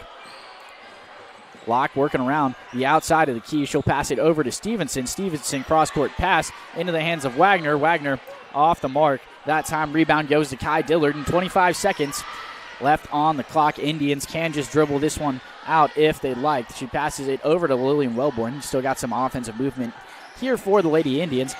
Puts her defender on skates as Lillian Wellborn lays it up and in. Good move there and a good job to lay it up and in. 63-13, the Indians lead it with 5 seconds left to go. See if the Elmore County Panthers can make something happen at the buzzer. And 1 second left on the clock. Ball finds its way into the hands of Macy Browse, and she'll be the woman to get this one completed. Ball in her hands, and Indians with a dominating 50-point win, 63-13 over the Elmore County Panthers. Just an all-around great job there from the Lady Indians. Absolutely, Mitch. Like I was saying, 50-point game. I saw it coming right there at the end. Wasn't expecting too much with only 25 seconds left, but Lillian Wellborn took it into her own hands, got her first points of the game, and made it a 50-point lead, ending it out very strong for the Lady Indians tonight, and an absolutely stellar game to watch. Dominating wins, start to finish there from the Lady Indians, hoping to see the boys do the same here in just a few minutes. So we'll take a quick break, and when we come back, it'll be time for the RE/MAX Cornerstone pregame show. We'll be right back on the Collier Ford Wetumpka Sports Network.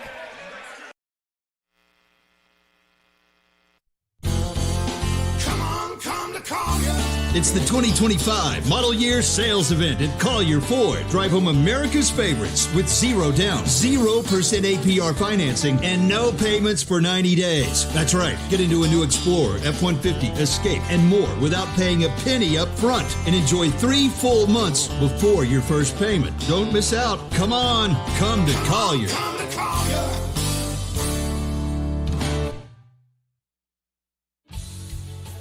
Safety starts with Montgomery Fire Equipment Company. From inspections and extinguisher service to full fire suppression systems, businesses across Alabama trust our team to protect what matters most. And now, we're hiring. We're looking for new fire technicians to join our team. If you're hardworking and ready to make a difference, this is your chance. Montgomery Fire Equipment, protecting people, property, and progress. Looking to tackle your next home project? Look no further than Russell Do-It Center and Building Supply. With same-day pickup, ship to store, and ship to home, all available at russelldoitcenter.com. Whether it's paints, tools, lumber, or lawn care, we've got what you need with the service you can trust. So be sure to shop today at russelldoitcenter.com.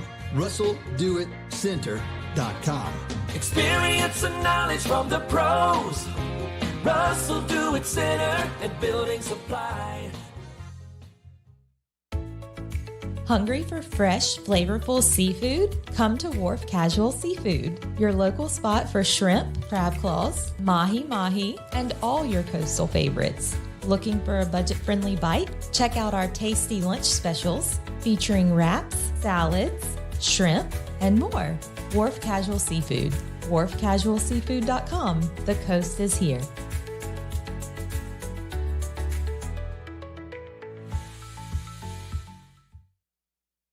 It's never too late to take the next step.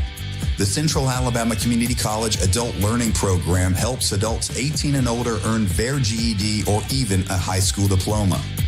You can also prepare for the workforce with short-term certificates in medical billing and coding, medical assisting, pharmacy technician, or hospitality and culinary. Flexible classes fit your schedule, and your future starts today. Visit cacc.edu/adult education or call 256-378-2017. CACC Adult Learning Program. Discover you. Protect what matters most with State Farm Agent Jackson Hagan in Wetumpka. From auto and home to life insurance, Jackson Hagan and his dedicated team offer personalized service to ensure you have comprehensive coverage tailored to your needs. As a local agent, Jackson Hagan understands the unique challenges you face and is committed to guiding you through every step, from quotes to claims. Trusted a neighbor who truly cares. Like a good neighbor, State Farm Agent Jackson Hagan is there. Call 334-478-3864 for a quote today.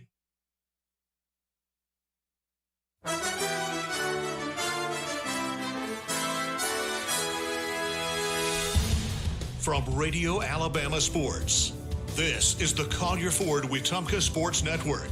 Wetumpka basketball is presented by Collier Ford. Come on to Collier Ford. Proudly serving the River region for nearly 75 years. Online at collierfordinc.com. RE/MAX Cornerstone Realty and RE/MAX Cornerstone Realty Plus. Kathy Thornton, Chad Barrett, and Beverly Wright are your River region real estate experts. Central Alabama Community College. Central to you, central to your success. Baptist Health, the official healthcare provider of the Collier Ford Wetumpka Sports Network. Your health is our mission. Online at baptistfirst.org and the City of Wetumpka. And welcome back to Wetumpka as the Wetumpka Indians get ready for another match against the Elmore County Panthers. Last time the boys got the win 72-50, a 22-point win in dominating fashion. I remember that game, Caleb Ballard, one of the better dunks he's had all season, just completely went over top of a man, hoping to maybe see him do the same thing here tonight. A few minutes away from tip-off here as we get ready to get things underway.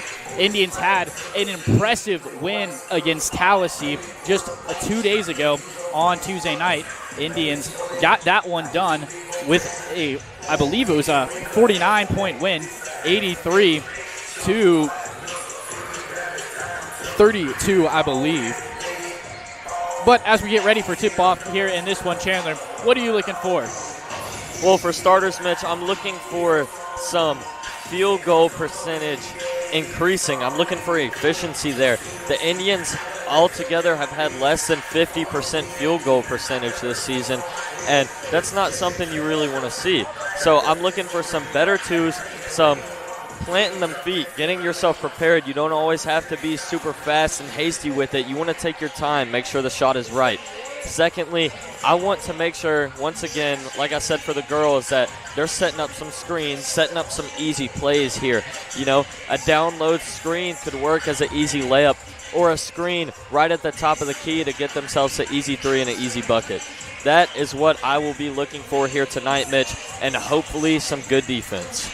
Those keys to the game presented by RE/MAX Cornerstone and RE/MAX Cornerstone Plus. Just a few minutes away from tip-off. We'll take a quick break, and when we get ready, when we come back, we'll get ready for our starting lineups presented by First Community Bank.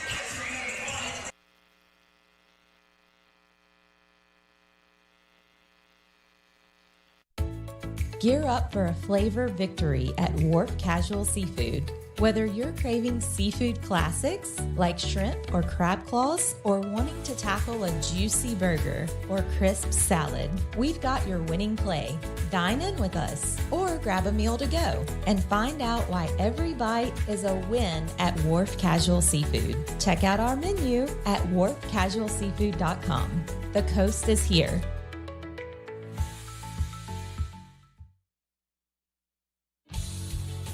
Safety starts with Montgomery Fire Equipment Company. From inspections and extinguisher service to full fire suppression systems, businesses across Alabama trust our team to protect what matters most. And now, we're hiring. We're looking for new fire technicians to join our team. If you're hardworking and ready to make a difference, this is your chance. Montgomery Fire Equipment, protecting people, property, and progress. Are you tired of slow internet? With Central Access, you get the speeds you pay for delivered directly to your door, so you won't get bogged down when your neighbors are online too. Stream, game, work, and video chat. No contracts, no data caps, no price hikes, nothing but an exceptional all-night experience. Check availability today at caecaccess.com. Central Access, your local link to broadband. At First Community Bank of Central Alabama, banking's about real relationships, trust, kindness, and a shared commitment to making life better. As your neighbor and partner across Elmore and Autauga counties, we're here for you, whether you're planning your future, buying your first home, or building your wealth.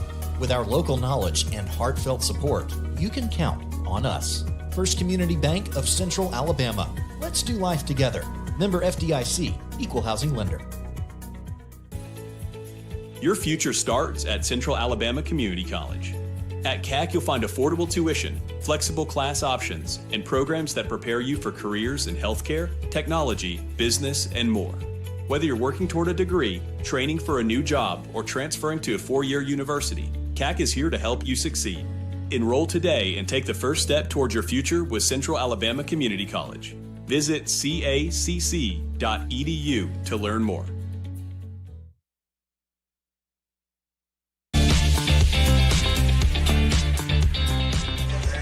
Back now, just a few seconds and minutes away from tip-off here on the Collier Ford at Wetumpka Sports Network. Get ready to get action underway, but before we do, it's time for your starting five, presented by First Community Bank. Got a few guards getting the start here tonight. Senior Jeremiah Smiley, wearing number 3, will get the start, as well as another senior, Chris Robinson, at the guard and forward position, wearing jersey number 4. Another guard getting the start here tonight, Andrew Voiles, the sharpshooter for this Wetumpka Indians team. Starting at the forward position, power forward that is Caleb Ballard, wearing jersey number 5. He's shown the ability to get up and get over quite a few people, standing at 6'5" at just a sophomore.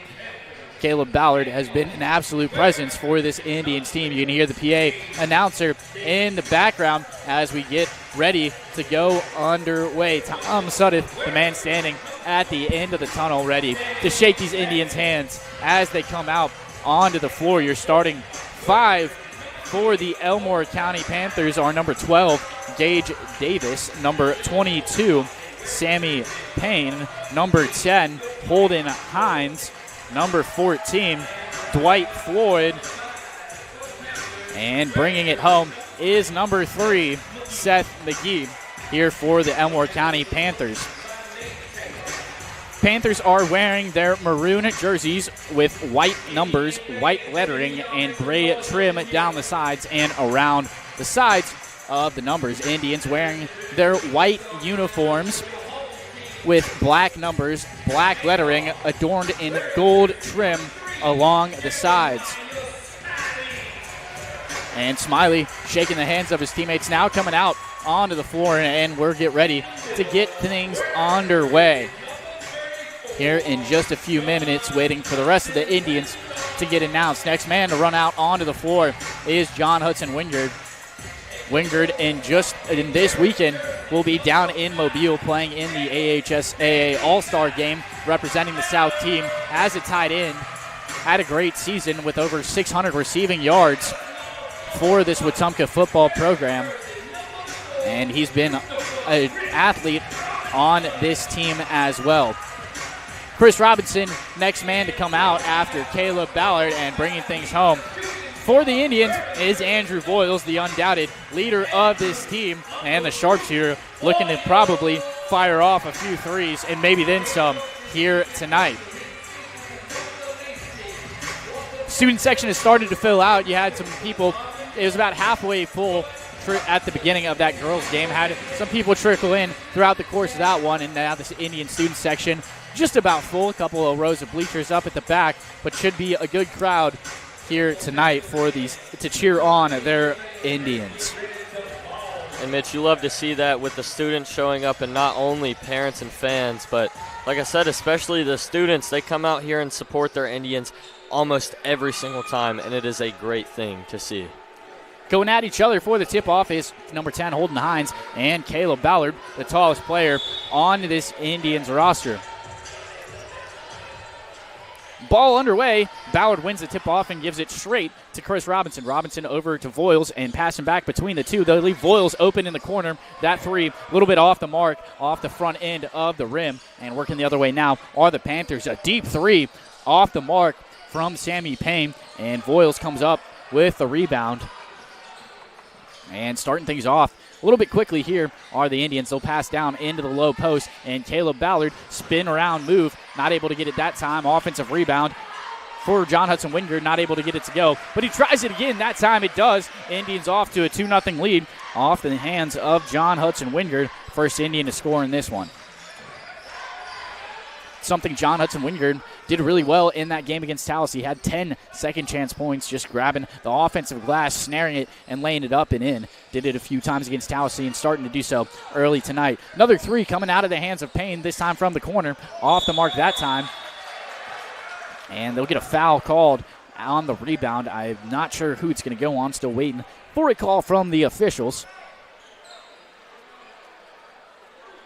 And Jeremiah Smiley will pick up the foul. It's his first foul in this contest. First foul of the contest overall on either team. Panthers will get ready to inbound this one from below their own bucket. Gage Davis, the man to do so.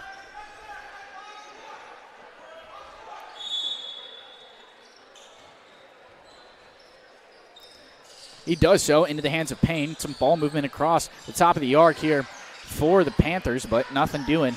Trying to find an open look, can't do it. Payne picks up his dribble, drives inside, and it was Gage Davis picks up his dribble inside, kind of slipped the pass out of his hands. He was looking for Dwight Floyd, but the ball will trickle out of bounds in a turnover on the Panthers.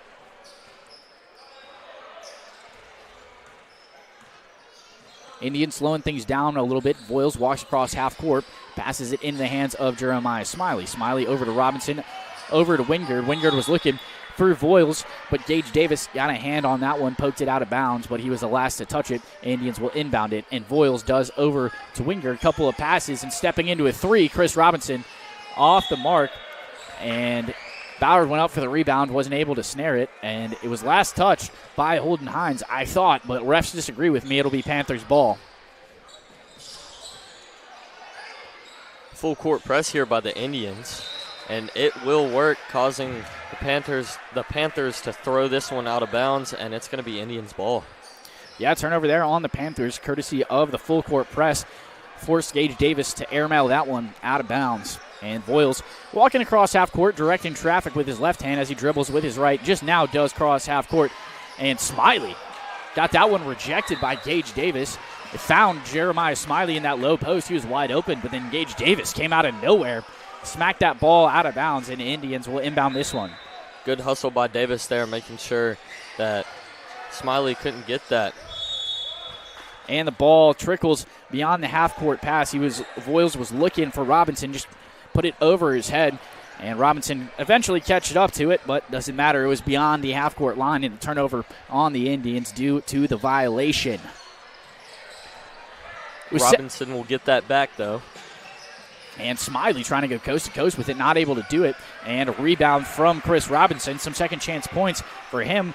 Man, you don't see too many second chance points there from Chris Robinson, not usually camping out in that low post there, but good move there from Robinson to lay it up and in. And playing some tight defense against Dwight Floyd. Floyd trapped in the corner now, but Indians will back out off of it. He'll pass it down to Holden Hines. Hines into the hands of Payne, and now back over to Davis. Davis over to McGee in the far wing. Trying to pass down low into the paint. Ball was touched by John Hudson Wingard, and they'll say it was last touched by him again. I thought it was Holden Hines who did touch it last, but refs disagree with me yet again. Panthers ball. Hines telling the students for Wetumpka to quiet down after that call there. The Indians thinking wasn't right. A deep three comes out of the hands of Sammy Payne. He had already fired off two and gets that one to fall through. And it's a 4-3 lead for the Indians with 3 minutes expired here in this first quarter. Cross-court pass from Smiley into the hands of Voiles, down to Ballard in that low post. Bodies into a man, lays it up and in. And Caleb Ballard on the board in this one. Can't do much against that big body against Ballard. Kind of just have to hope that you don't foul him and just do your best. Yeah, Ballard really outsizes just about everybody on this Elmore County team, and that has been the case with a lot of the Indians' opponents this season. And it was Gage Davis looking for somewhere to go with it, but ball was intercepted. Smiley lays it up and in. Good move there from Jeremiah Smiley. He's also on the board in this one, forcing Elmore County to take a timeout. 8-3, Indians lead it. We'll be right back on the Collier Ford Wetumpka Sports Network.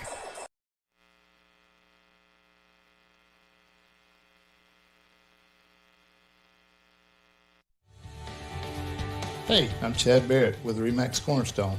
I love helping families in Central Alabama find their place to call home. Whether you're buying in Prattville, selling in Wetumpka, or moving anywhere across the river region, I'll make the process smooth and successful. Call me, Chad Barrett at RE/MAX Cornerstone. Let's find your perfect home together.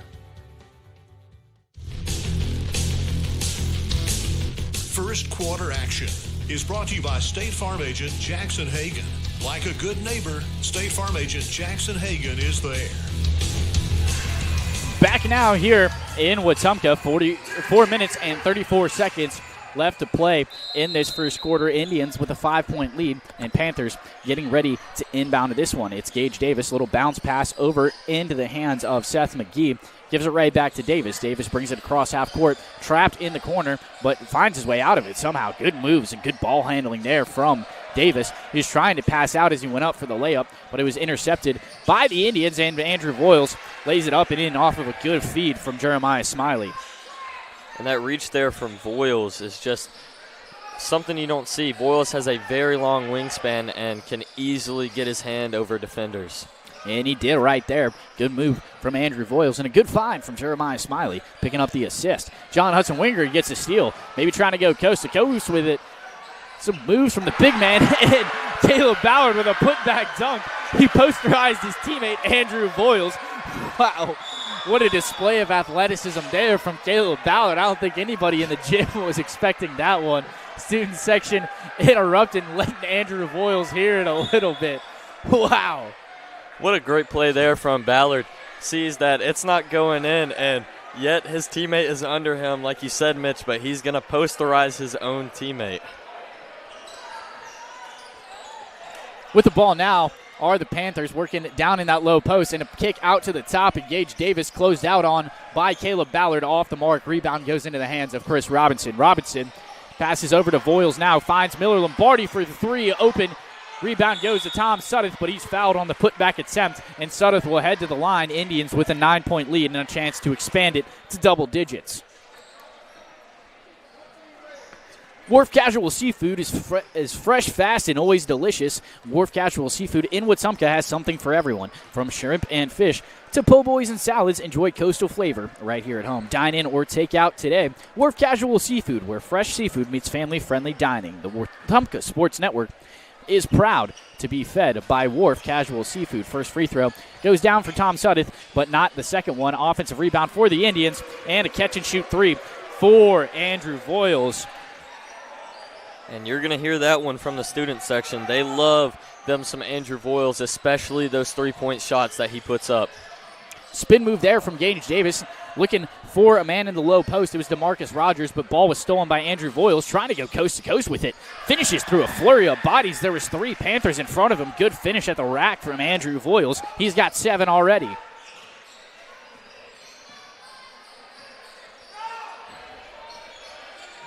Stolen again by Voiles, trying to go coast to coast with it again. Nobody home in front of him. Lays it real soft off the fingertips. Voiles with 9 now. Wow. Indians jumping out quick to a 16-point lead with 2 minutes and 30 seconds left to go in this first quarter. Dwight Floyd with the ball now. He'll pass it over to Gage Davis. Gage Davis standing just to the left of the half-court logo. Drives inside, spin move and a pass right into the hands of Chris Robinson. They've got numbers. Caleb Ballard, what's he got this time? Takes flight and puts it down. Caleb Ballard, 2 dunks already in this one, and probably more to come if I had to guess. Student section saying raise the roof, and yes, they should indeed. Ballard is just towering over and had a wide open shot there.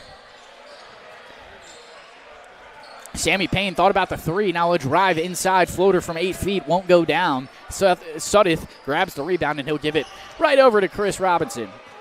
Robinson driving down low, feeds to Suddeth. That was a good pass there, a little underhand flick. Looked like a rugby pass almost. And Suddeth couldn't get the finish, but he'll head back to the charity stripe, having made 1 and 2 on his last trip. They'll get DeMarcus Rogers there for that foul on Tamarion Suddeth, which gives him 2 at the free throw line. And first one rattles around, won't get the friendly roll as Jordan Hill will check into the game for Andrew Voiles. The 5 out there for the Indians are Suddeth, Lombardi, Hill, Ballard, and Chris Robinson. Second free throw about to come for Tom Suddeth, just waiting for the official to give him the rock. Rare sighting there, seeing Andrew Voiles coming out of the game. He must be pretty tired after those 9 points scored, 2 back-to-back there. He must be exhausted, and a good reason to put Jordan Hill in. And second free throw is good for Tom Suddeth. Indians with a 22-3 lead, 19 points. Gage Davis with the ball now, guarded tightly by Jordan Hill. He'll pass it over to Sammy Payne. A deep 3 from Sammy Payne off the mark, and rebound goes to Suddeth, who chucks it down to Chris Robinson. Robinson was the only Indian on that side of half court. 3 off the mark, and a rebound goes for Caleb Ballard, but he'll get fouled on the putback attempt. Ballard heading to the free throw line now they'll give that one over to Holden Hines. And Ballard at the free throw line now.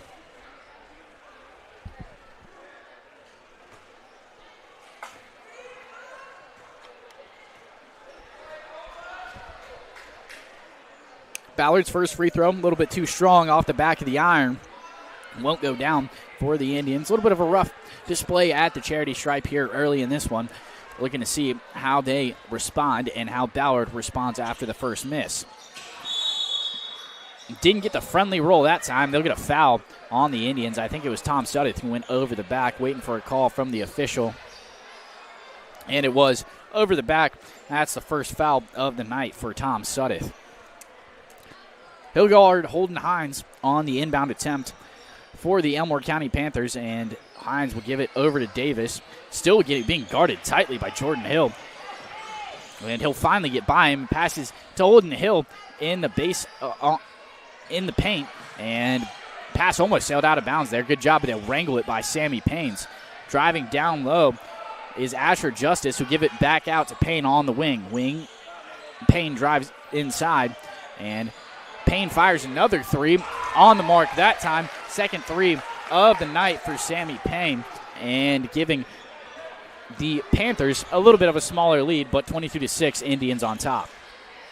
Payne holds all 6 points for the Panthers, both being threes, so he's doing pretty good for himself out there. Not too well for the Panthers, given they are down 16. As a layup from Robinson was off the mark, Panthers working the other way with it.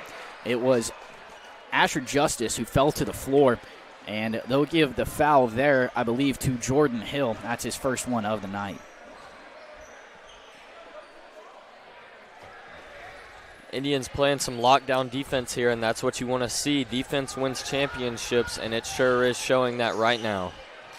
And inbound almost stolen by Jordan Hill. Not able to hang on to it were either of the players, but they'll say Hill was the last man to touch it, and Panthers will get ready to inbound it. 22.6 seconds left to go here in this first quarter, and it'll be DeMarcus Rogers here for the Panthers getting ready to inbound this one.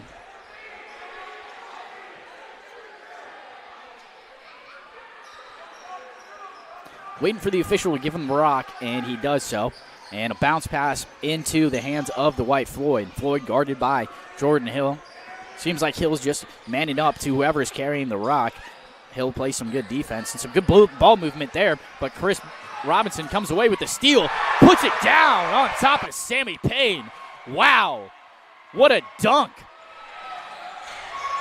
from Chris Robinson. Robinson gets the steal again, trying to do it again. Oh, and he does! Back-to-back dunks, and they'll wave that one off. But Chris Robinson taking flight. And Mitch, that is just insane. The Indian student section is feeling that one. They are loving that. The atmosphere in here is great and something you want to be involved in. You know, it gets so loud in here, sometimes you're getting feeling for college games, but the Indians are sending a message to the Panthers here. Absolutely are. Indians starting to show a little bit of life. The student section fired up after the back-to-back dunks, though one of them didn't get off before the buzzer. And it's almost time for second quarter action. And we'll be right back on the Collier Ford Wetumpka Sports Network.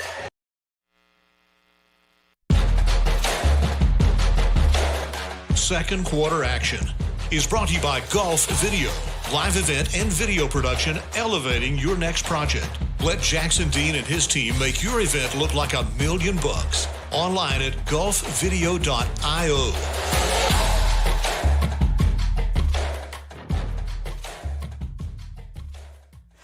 Back now here, it's time for second quarter action. Indians on top by 18, 24-6. The good guys leading.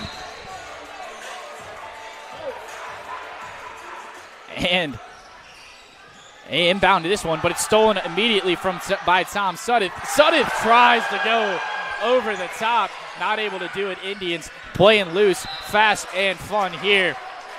Turnover on the Indians, but you can just feel the energy in this building. I think the roof might have come off this place had Sudduth been able to put that one down. He was loading up for it. Hanging on to the rim a little while they're thinking about how if he didn't get the ball stolen, it would have been a great dunk there. And they'll get, I believe, Tom Sudduth for the foul there on Dwight Floyd. Floyd fell down as he was going to the ground.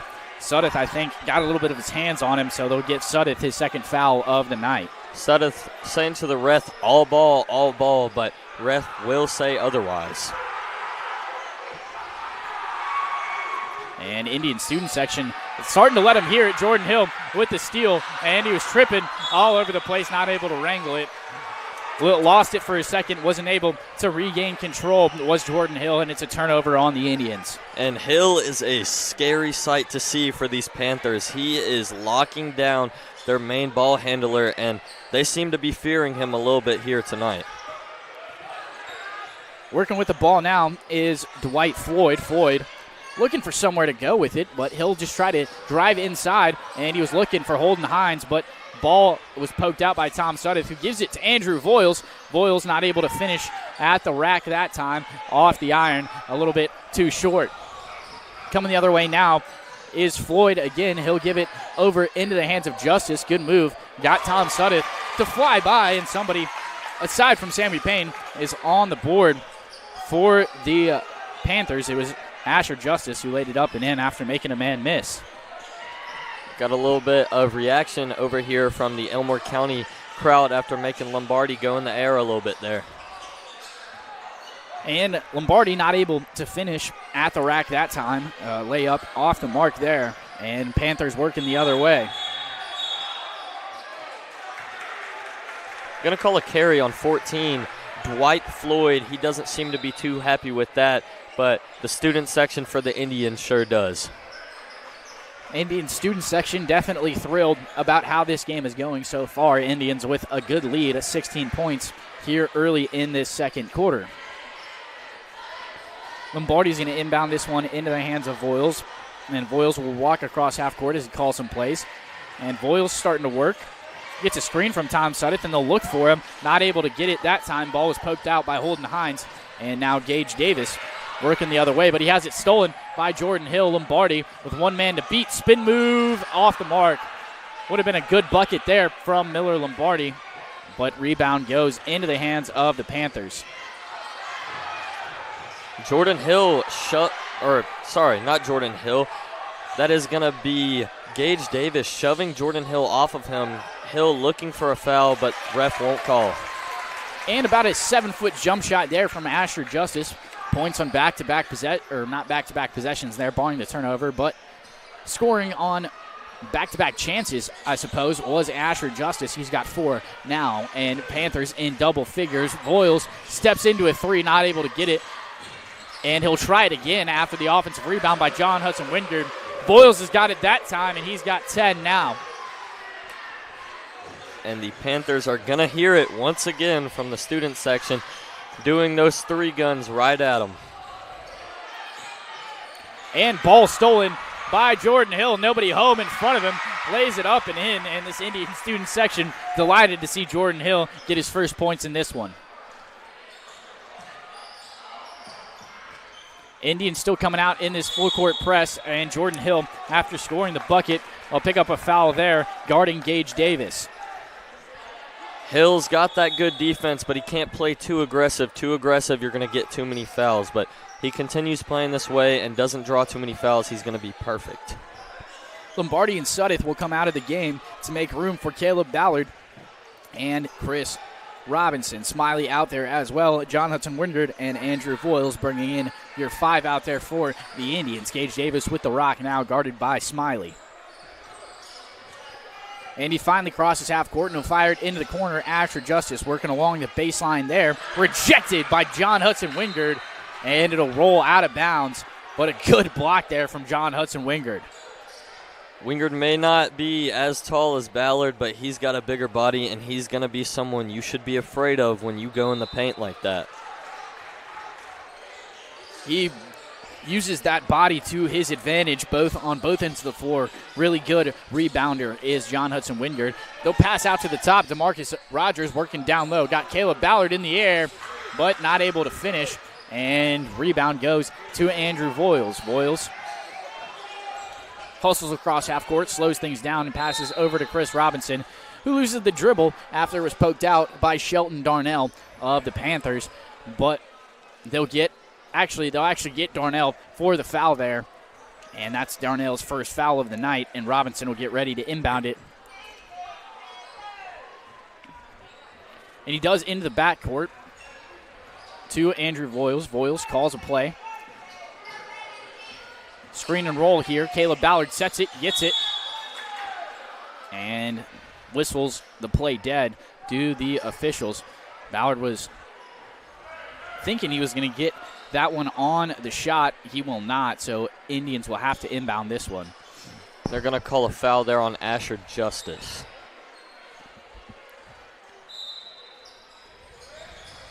Robinson looking for someone to inbound it to. A little high arcing lob to Andrew Voiles out on the far wing.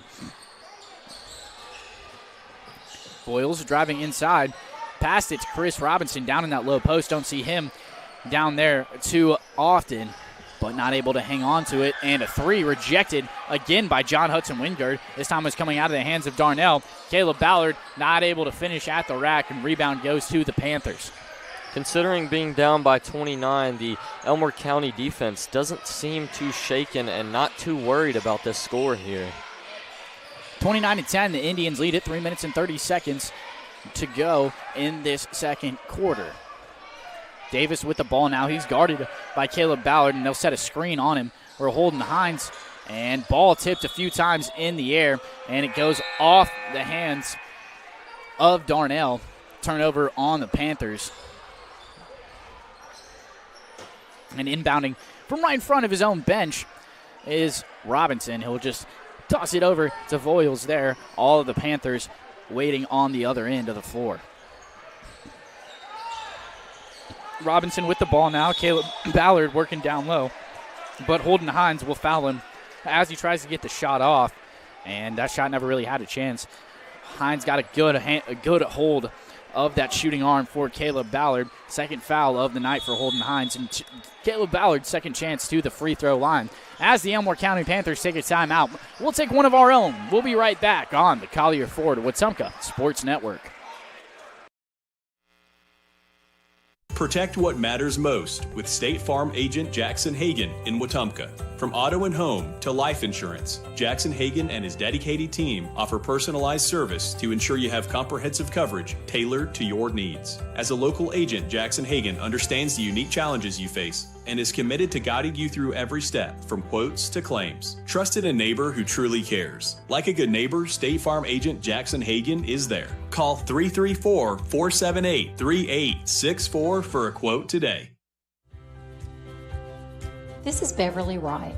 What I love most about real estate in Central Alabama is helping families find the right place to call home. It's not just about houses, it's about community and the memories you'll make there. If you're ready to start your journey, I'd love to help. Call me, Beverly Wright, with RE/MAX Cornerstone Realty. Back now in the Wetumpka competition gym, Caleb Ballard at the free throw line, getting ready to shoot his first of two at the charity stripe. And first one, nothing but net there for Caleb Ballard. With that shot made, that's going to make it a 20-point lead for the Indians, 30-10.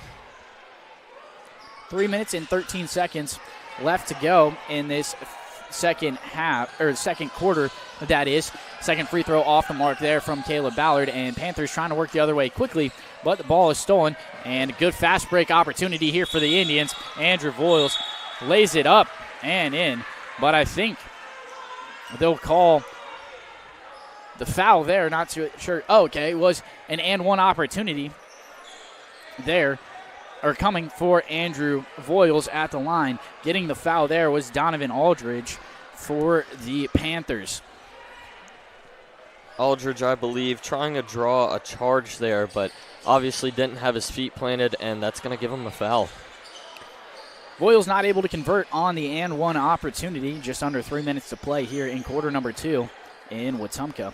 Gage Davis working the other way. He'll pass it into the hands of Asher Justice, who picks up his dribble and gives it back to Davis. passes to Holden Hines just outside of the paint, drives inside, and they'll find an open man. Donovan Aldridge off the mark that time, gets his own miss. Second chance point's no good. DeMarcus Rogers snares the rebound that time. And Gage Davis got 2 men in the air there. Long range 2 off the mark there. Rebound Caleb Ballard that time. Smiley catch and shoot 3 on the other end. Not going to go. Second chance points, though, no problem for Caleb Ballard, who's got 7 in this one.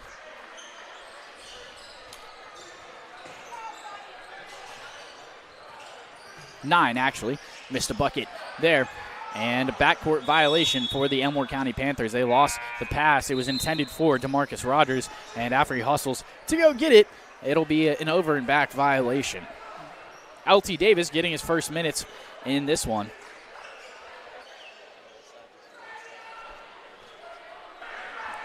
And Robinson will inbound this one into the hands of Andrew Voiles. Voiles guarded tightly by Asher Justice. And puts him on skates there for a second, but they'll pass it to Tom Sutton at the top of the arc. And he'll give it over to LT Davis now, and Caleb Ballard hands it off to Chris Robinson. Robinson finds some room, cutting through the paint, slicing and dicing it up and in for Chris Robinson. He's got 6. Great play there by Robinson, seeing that small little gap there and making his way through.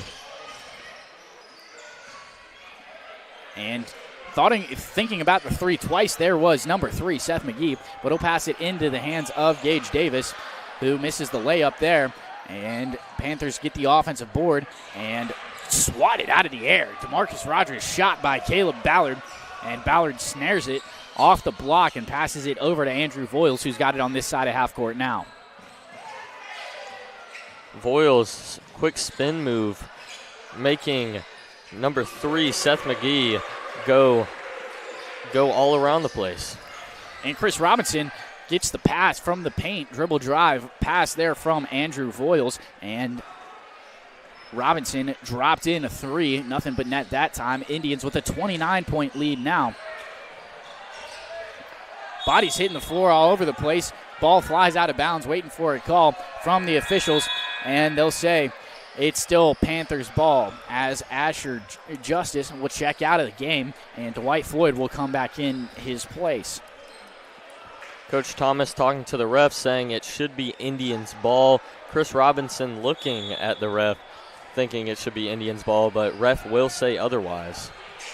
Not going to persuade him that time is Coach Stephen Thomas, and Hines with it now, passes it to Floyd out on the far wing. And a nice little floater there, parallel with the baseline, was Floyd. And 32 seconds and ticking in this one. Voiles taking his time to bring the ball across half court. Got to think the Indians will be happy to have the last possession in this quarter and this half. Voiles still with the ball now and steps into a 3 on the wing, off the mark that time. Rebound goes to DeMarcus Rogers, who gives it over to Gage Davis. Davis guarded by Robinson. Robinson playing some tight defense, a little reverse layup off the mark there from Gage Davis. Man, that was a tough bucket. And a half-court heave from Andrew Voiles, more like a three-quarter heave. And 39-12 is your halftime score. Good guys on top. We'll take a quick break, and when we come back, we'll talk about what just happened on the City of Wetumpka halftime show.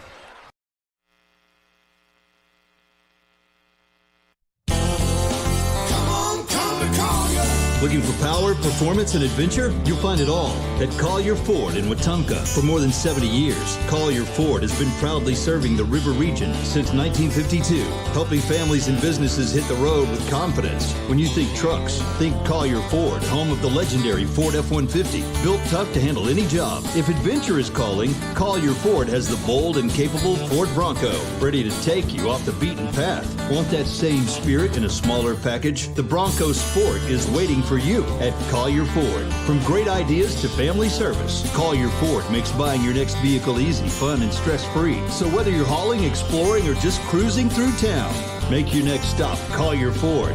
Test drive your next Ford today, and remember, come on to Collier. Collier Ford in Wetumpka.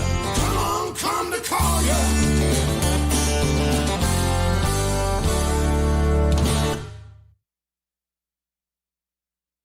Are you tired of slow internet? With Central Access, you get the speeds you pay for delivered directly to your door, so you won't get bogged down when your neighbors are online too.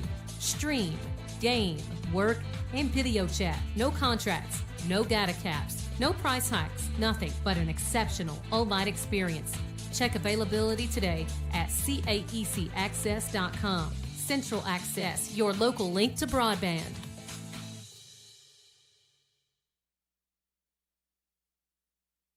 When it comes to real estate in the River region, trust the team that puts you first. Chad Barrett, Beverly Wright, and Kathy Thornton.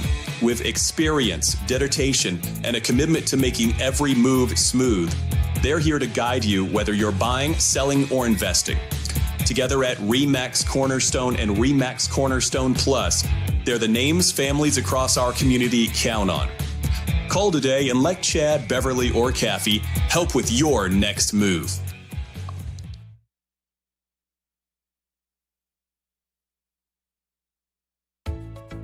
Hungry for fresh, flavorful seafood? Come to Wharf Casual Seafood, your local spot for shrimp, crab claws, mahi-mahi, and all your coastal favorites. Looking for a budget-friendly bite? Check out our tasty lunch specials featuring wraps, salads, shrimp, and more. Wharf Casual Seafood, wharfcasualseafood.com. The coast is here.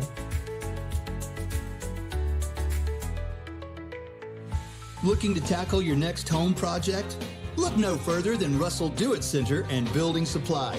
With same-day pickup, ship to store, and ship to home, all available at russelldoitcenter.com. Whether it's paints, tools, lumber, or lawn care, we've got what you need with the service you can trust. So be sure to shop today at russelldoitcenter.com. russelldoitcenter.com. Experience and knowledge from the pros. Russell Do-It Center and Building Supply.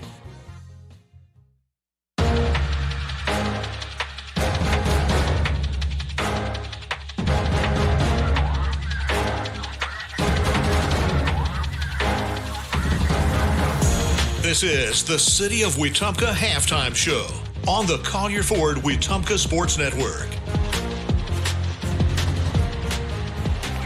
Welcome to the City of Wetumpka halftime show. Indians currently on top of the Elmore County Panthers 39-12. I'm Mitch Petrie. Alongside me, Chandler Ward, and we've got our good friend Cyrus Bullock running the camera for us tonight. You might recognize that name. He's one of the kickers on that Wetumpka football team, and appreciate his help here tonight.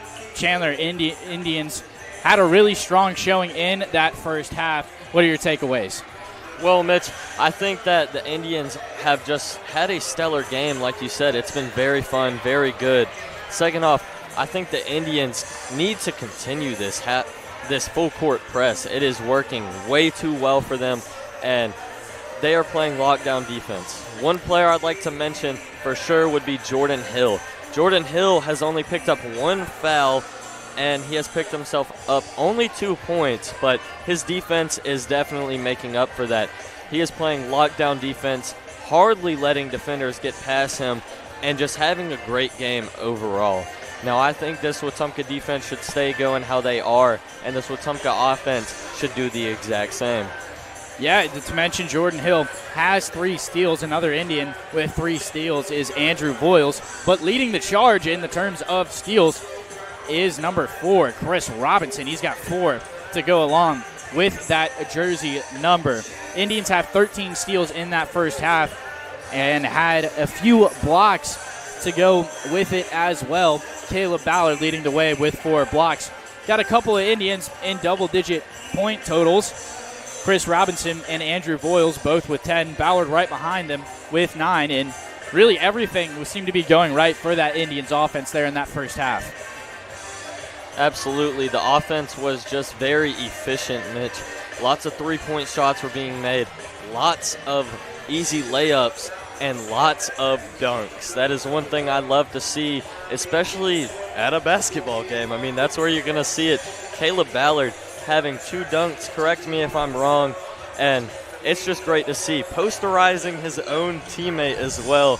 Pretty funny if you ask me, but this Wetumpka team is having a great game so far, 39-12, and let's hope it stays that way.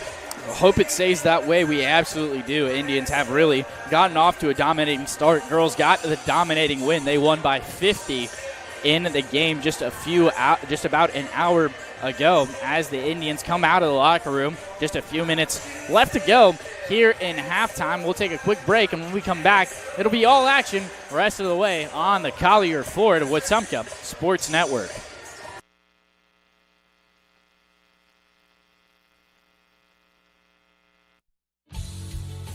Safety starts with Montgomery Fire Equipment Company. From inspections and extinguisher service to full fire suppression systems, businesses across Alabama trust our team to protect what matters most. And now, we're hiring.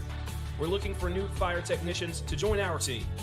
If you're hardworking and ready to make a difference, this is your chance. Montgomery Fire Equipment, protecting people, property, and progress.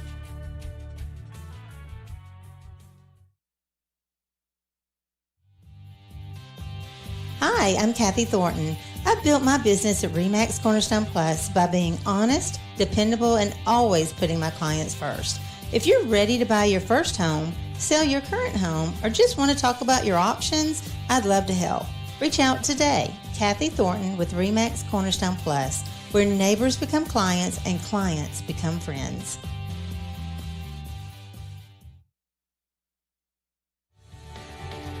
Hey, I'm Chad Barrett with RE/MAX Cornerstone. I love helping families in Central Alabama find their place to call home. Whether you're buying in Prattville, selling in Wetumpka, or moving anywhere across the river region, I'll make the process smooth and successful. Call me, Chad Barrett at RE/MAX Cornerstone. Let's find your perfect home together.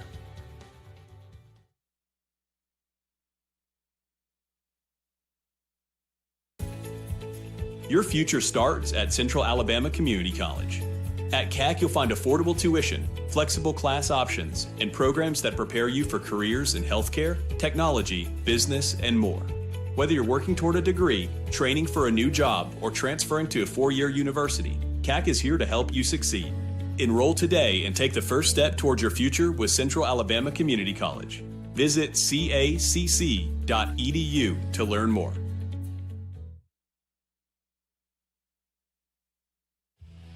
We believe in doing things right the first time.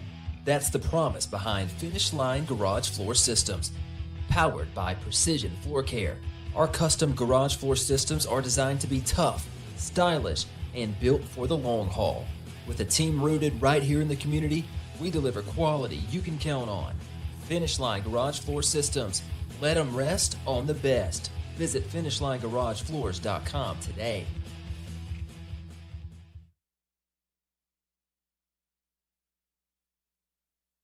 Looking to tackle your next home project? Look no further than Russell Do-It Center and Building Supply, with same-day pickup, ship to store, and ship to home, all available at RussellDoItCenter.com. Whether it's paints, tools, lumber, or lawn care, we've got what you need with the service you can trust. So be sure to shop today at RussellDoItCenter.com. RussellDoItCenter.com. Experience and knowledge from the pros. Russell Do-It Center and Building Supply.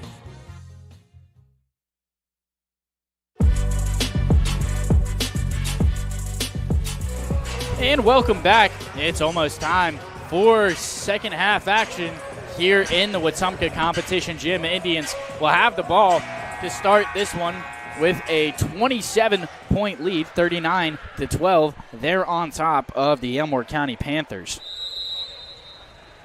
And Robinson will inbound this one to Voiles, and we are underway here in Wetumpka for second half action. Voiles with the ball now, passes into the hands of Caleb Ballard. Layup not able to go, but Smiley grabs the rebound, and he's fouled on the second chance points. And waiting to see who that one went on for the Panthers, and we'll let you know here in just a second. They'll get Gage Davis for the foul there, and Smiley heading to the free throw line, chance to shoot two.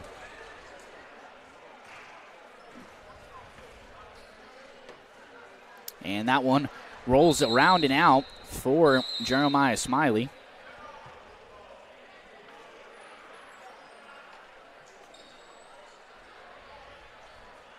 Second free throw about to come for Smiley and the Indians.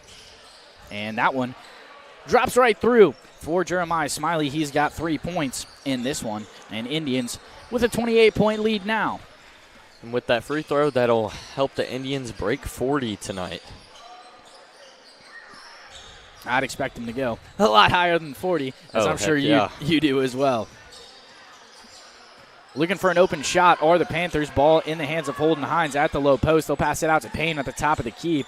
And now in the hands of Aldridge. Back to Payne. Thought about the three, but good closeout there from Caleb Ballard. Asher Justice working inside. Dribbles it off his foot, but Holden Hines there able to snag it. Trying to work on John Hudson Wingard. Not able to do it. Chris Robinson, good save there.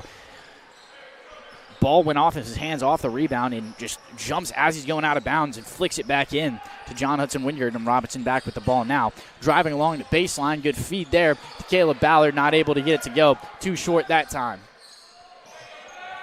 Rebound to the Panthers, and Asher Justice with the ball now. He'll pass it up to the top in Gage Davis. He's guarded tightly by Jeremiah Smiley. Hands it off back to Justice. Step back three, thought about it, decides not to shoot it, and Davis working inside and a feed across the court over to Justice, and Aldridge was working down low, not able to get the finish there in the low post. Rebound Wingard.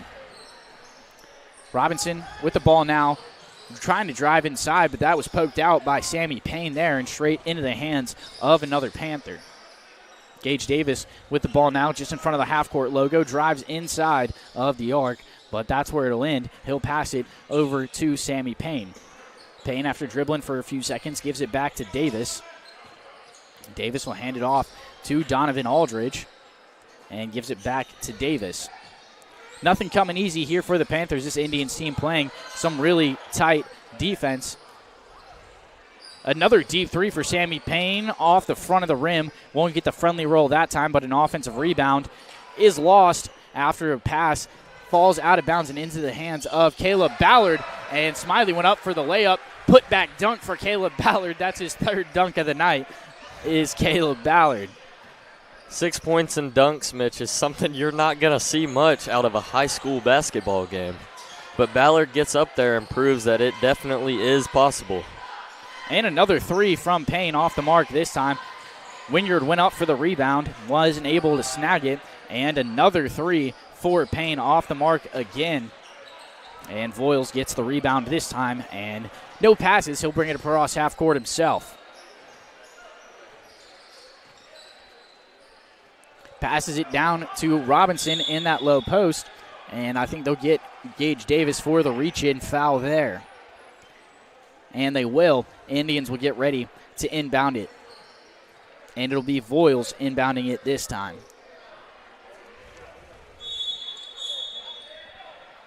Get some subs here for the Elmore County Panthers as Seth McGee and DeMarcus Rogers check into the game. Donovan Aldridge and Sammy Payne will take a seat on the pine for this one. He inbounds it into the hands of Ballard. Ballard over to Robinson, into the hands of Voiles. Three off the mark. John Hudson Wingard with the rebound. A couple of passes there and trickles out of bounds. Last touch by DeMarcus Rogers. It'll stay on this end of the floor with the Indians. Great pass there by Wingard. If it wasn't just poked by Elmore County's defenders, that would have been a great pass and an easy bucket for Chris Robinson. Inbound to John Hudson Wingard, takes a few dribbles, tries for the hook shot, won't go down for him this time, and it's the Panthers working the other way now. Seth McGee with the ball now, standing at the corner. Passes up to the top of the key to Marcus Rogers. He'll hand it back off to McGee. And McGee now at the top of the arc. And he'll pass it to Davis a little bit backwards, just in front of the half-court logo. And now ball in the hands of Rogers, who gives it over to Justice. Ball movement all over the place here as the Panthers try to find an open look. But Indians playing some good defense. Asher Justice drives inside, not able to get it to go down. That time, Chris Robinson will snag it and bring it across half court. Robinson with some fancy moves here. And Ballard went up for the layup. Thought he may have been fouled there, but he was not, as Lombardi and Sudduth will check into the game for Wingard and Smiley. And Indians will inbound this one. It was last touched by a Panther. Two really big men out there, Tamarion Sudduth and Caleb Ballard for the Indians. And they'll get a kick ball on the Indians there. It'll be a turnover on them, and ball in the hands of the Elmore County Panthers now. Holden Hines will inbound it to Gage Davis. Davis was trying to fire a quick pass to Seth McGee, but Caleb Ballard stuck his arm out and got the steal there. Miller Lombardi's pass for Caleb Ballard was a little bit too low and not able to hang on to it, and Panthers working the other way now, and just getting across half court is Gage Davis. And one thing I've noticed here is the Indians have laid off of that full court press, kind of allowing Elmore County to bring themselves up the court a little bit. Good snag on the rebound there from Miller Lombardi. 3 was off the mark for Seth McGee. Voiles with the ball now, standing right in front of the Indian student section. A high arcing pass to Tom Suddeth out on the wing. Suddeth dribbling along the baseline in a feed to Caleb Ballard off his outstretched arm. Not able to get it that time, and a full court pass picked off by Miller Lombardi. Lombardi having a heck of a game here. Good amount of rebounds and some steals here. Looking good for him on that defensive side. Andrew Voiles with the ball now, slowing things down a little bit here for the Indians. 2 minutes and 40 seconds left to go in this third quarter. And Robinson feeds down low to Tom Suddeth, working along the baseline, lays it up and in. Good bucket there from Suddeth.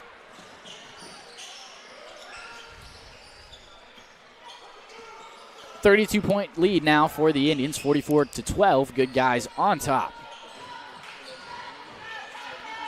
And McGee driving inside. He'll give an underhand feed over to Holden Hines, who finds Justice on the corner.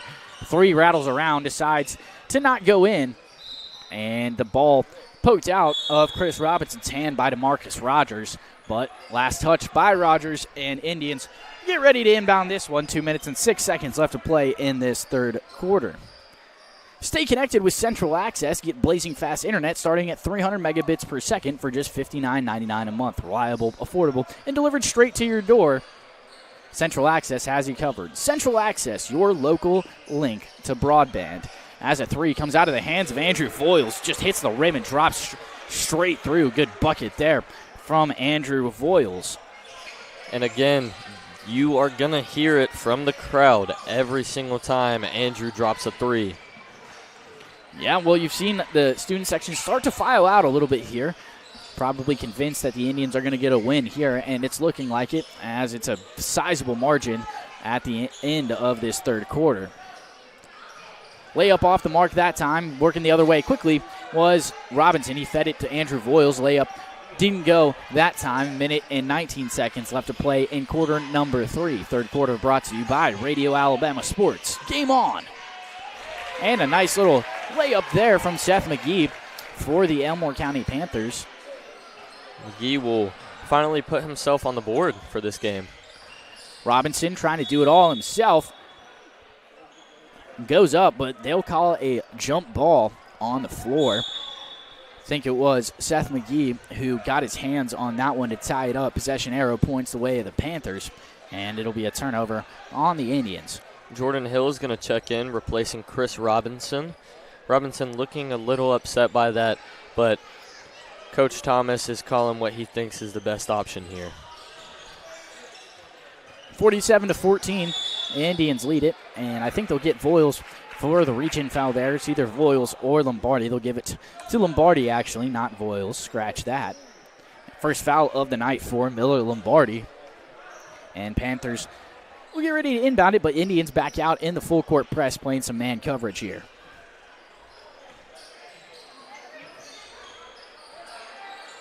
And it took a few seconds for them to inbound it, and they'll pass it straight out of bounds. He was looking for DeMarcus Aldridge, but Caleb Ballard kind of stuck out that arm a little bit, slowed him down. The ball trickled straight on out of bounds.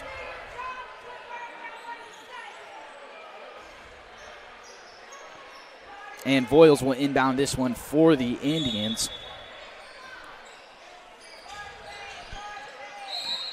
And inbound straight away to Tom Suddeth. He lays it up and in. They'll get a foul call on that as well. 3-point play opportunity coming at the line for Tom Suddeth and the Indians. Suddeth isn't known for his best free throw performance here, but down in the paint, he's going to go to work. And free throw rattles around won't go down for Tom Sudduth that time. Just under a minute left to play. And the pass almost went out of bounds, but Seth McGee hustled to get down there and save it. He was fouled on the shot by Miller Lombardi, picking up his second foul, and McGee will head to the line, shooting 2. Lombardi taking 2 there in the span of only 30 seconds, if I'm right here. So he better watch out just a little bit there. Don't want to get too many fouls on his plate. And McGee's first free throw off the mark to the right there. Second one coming at the line for him now. And he'll drill that one. And it's a 49-15 lead now for the Indians.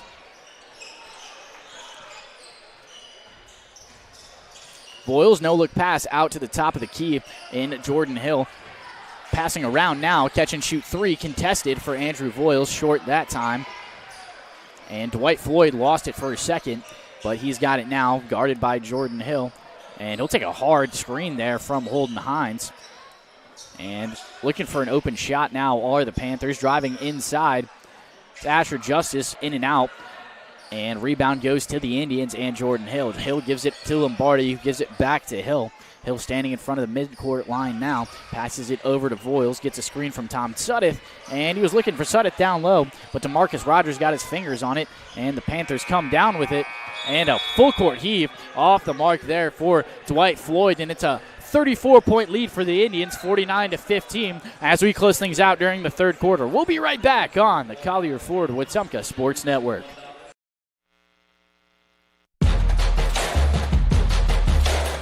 Third quarter action is brought to you by Radio Alabama Sports. Game on.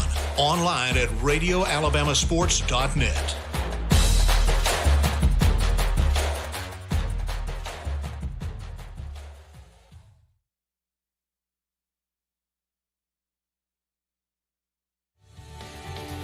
Hey, I'm Chad Barrett with Remax Cornerstone. I love helping families in Central Alabama find their place to call home. Whether you're buying in Prattville, selling in Wetumpka, or moving anywhere across the river region, I'll make the process smooth and successful. Call me, Chad Barrett at Remax Cornerstone. Let's find your perfect home together. At First Community Bank, it's more than banking. It's a relationship that lasts. From checking and savings to loans and mortgages, they're here for every stage of life. Local people, local decisions, and a commitment to community. First Community Bank. Let's do life together. Fourth quarter action about to get underway here. 49-15 Indians on top, and Panthers with the ball to start this fourth quarter. They'll inbound it into the hands of Dwight Floyd. Floyd looking for DeMarcus Rogers, but Caleb Ballard pokes it away, and Jordan Hill will come up with it, and he'll feed it to Andrew Voiles, who lays it up and in, making it look easy that time, and Indians extending their lead even further. Inbound stolen by Miller Lombardi. He was a bounce pass to Tom Sudduth, not able to hang on to it, but DeMarcus Rogers touched it and it rolled on out of bounds. And a couple of bench players here for the Indians getting their first minutes in this one. It's DJ Kendrick, Ben Tucker, and Hayes Lorenzi checking into the game for Voiles, Ballard, and Sudduth. And Hayes Lorenzi here is on the road to his first point of the season, so let's hope we can see that out of him tonight. 7 minutes in the quarter. And an in-and-out three for Hayes Lorenzi. Almost had his first points of the season on that one. Not able to do it. And a three from Sammy Payne off the mark. Offensive rebound and a second chance opportunity for the Panthers. But off the mark that time, it was Seth McGee. Not able to get it. Hill with the rock now. He'll bring it across midcourt. He'll feed it over to Miller Lombardi for three. Off the mark. And DJ Kendrick went up for the rebound, not able to hang on to it, but it was off the hands of Dwight Floyd, and it'll stay on this end of the floor with the Indians. Kendrick also seeing his first minutes of the game tonight. Lorenzi and DJ are two people you don't see too often in the game. Ben Tucker, although, has been getting some playing time recently, so that's something you like to see, especially the students. I know that they love Ben Tucker. They love all of these Indians, their classmates, friends, and teammates in some of these other sports. The inbound pass went to Ben Tucker. He was fouled, and now he's at the line shooting two. You get the continued rolling clock here in this fourth quarter. as the Indians lead at 51-15 in the first free throw from Tucker off the mark.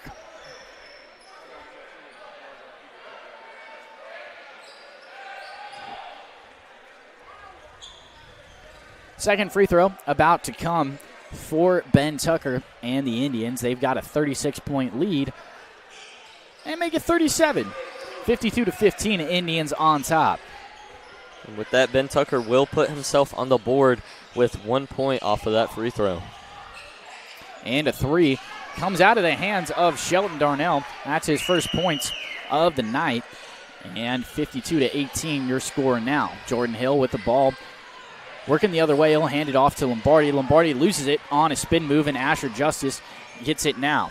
Aldridge with the ball now, guarded by Kendrick. Working along the baseline and kicks out to Justice. And they'll get Ben Tucker for the foul there as Justice was working along the baseline. Won't get the shot to go, but he'll get two at the free throw line.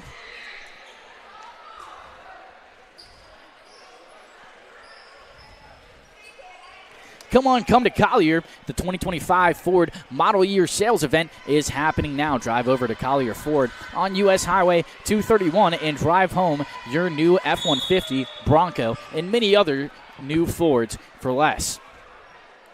First free throw there off the mark for the Panthers and Justice. Second one coming now.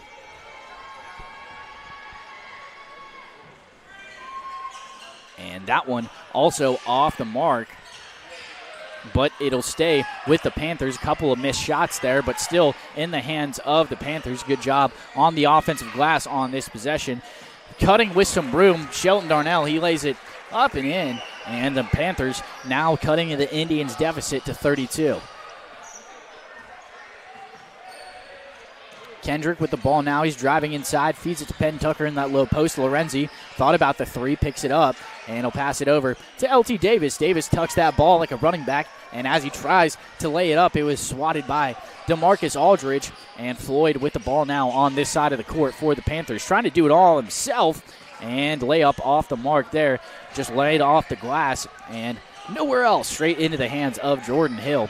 Brings the ball across the court for the Indians. 33 seconds left. Three from Lorenzi. Nothing but net that time. Drains it.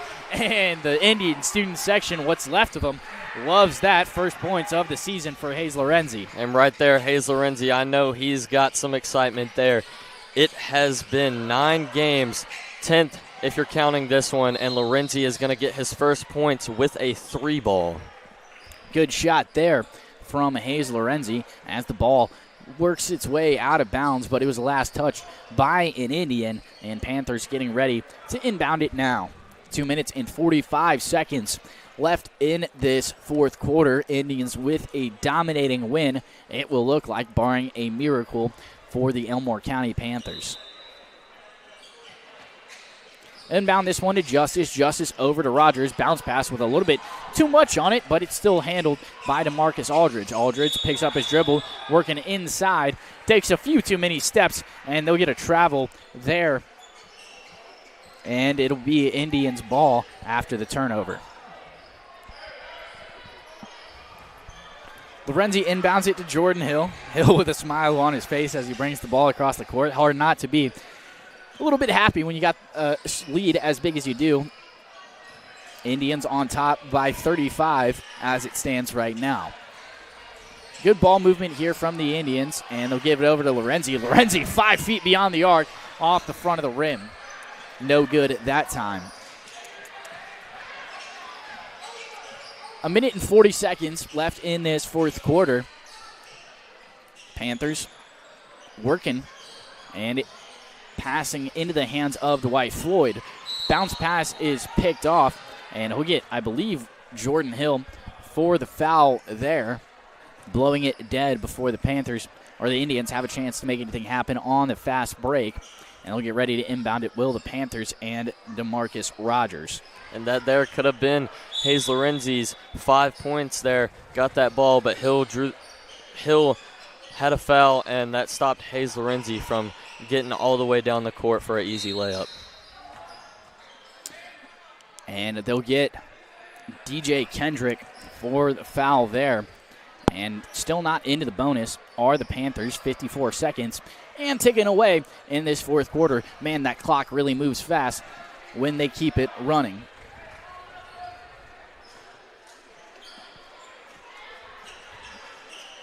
They'll inbound it into the hands of Dwight Floyd. 40 seconds left to go in this one. Lays it up and in does Dwight Floyd, but they'll blow it dead real quick, waiting for him to get up off the hardwood, and he does so. Clock back to running, 25 seconds. Indians can dribble this one out if they want, but I'd expect some of these bench players maybe try to get a few points. LT Davis showing off that athleticism, cutting through a couple of defenders and laying it up and in, getting his first points of the night. 10 seconds now to Dwight Floyd with the rock, and not able to get it to go. 6 seconds, but an offensive rebound and blocked by Ben Tucker. Hayes Lorenzi with a second on the clock. Oh, tried to go up for the dunk.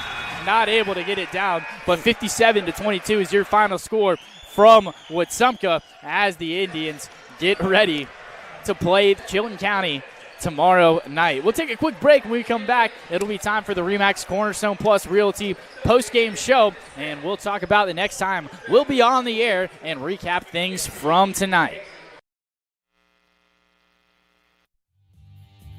Hi, I'm Kathy Thornton with RE/MAX Cornerstone Plus. Helping families here in the River Region is more than a job, it's personal. I take the time to listen, understand what you need, and fight to get you the best deal possible. Whether you're buying or selling in Central Alabama, let's work together to make it happen. I'm Kathy Thornton at RE/MAX Cornerstone Plus, here to help you every step of the way.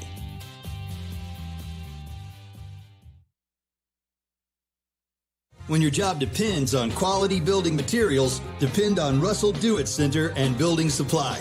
From framing lumber and roofing to concrete, drywall, and fasteners, we've got the materials to build it right and build it strong. Whether you're a contractor or a do-it-yourselfer, if you're building, you belong here with dependable products and local service you can trust. Russell Do-It Center and Building Supply is your go-to source for building materials.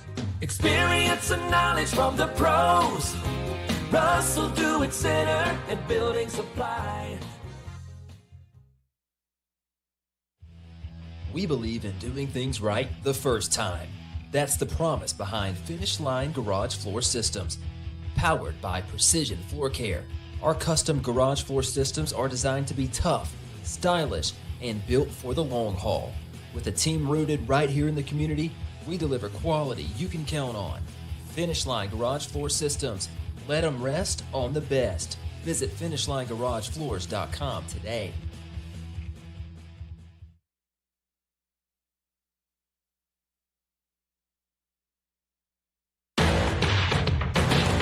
This is the RE/MAX Cornerstone Plus post-game show on the Collier Ford Wetumpka Sports Network. Beverly Wright, Kathy Thornton, and Chad Barrett are your hometown real estate experts with RE/MAX Cornerstone and RE/MAX Cornerstone Plus. When it's time for your next move, choose the best RE/MAX Cornerstone and RE/MAX Cornerstone Plus, the official real estate partner of the Wetumpka Sports Network. Well, Chandler, it was an impressive win for the Indians, 57-22. They get it done in dominant fashion. What stuck out to you tonight? What stuck out to me here tonight, Mitch, would be that offense. Something we haven't seen too much, although we have had some very high-scoring games.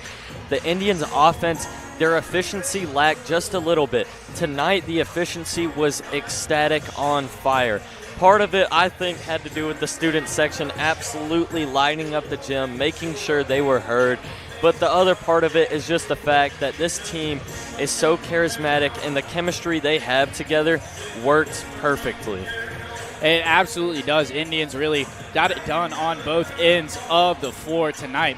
As the lights start to get underway, your Precision Floor Care player of the game tonight is Andrew Voiles. Voiles finished the night with 15 points, 4 rebounds, 5 assists, and 4 steals and a block to go with it, doing it all across the board were the Indians and Andrew Voiles, but a couple other guys had some really good performances as well. Caleb Ballard finished the night with 11 points, 13 rebounds, 4 blocks, 2 steals, and an assist to go with it. Double-double for Caleb Ballard and a double-double for Chris Robinson as well. Finished the night with 10 points on the dot and finished the night with 10 assists to go with it, 5 steals, and all good all-around performance from this Indians team. As we look ahead to what's coming up here in Wetumpka Athletics, the Wetumpka track team will start its indoor season up in Birmingham this weekend. Indians will be back in action tomorrow on the road at Chilton County. I'll be on the call for that one as well, and you can listen right here on 105.1 WRFS or the Wetumpka Sports Network YouTube and Facebook pages. For the final time tonight, I'm Mitch Petrie. Alongside me is Chandler Ward. Thanks for listening, and we'll see you tomorrow night.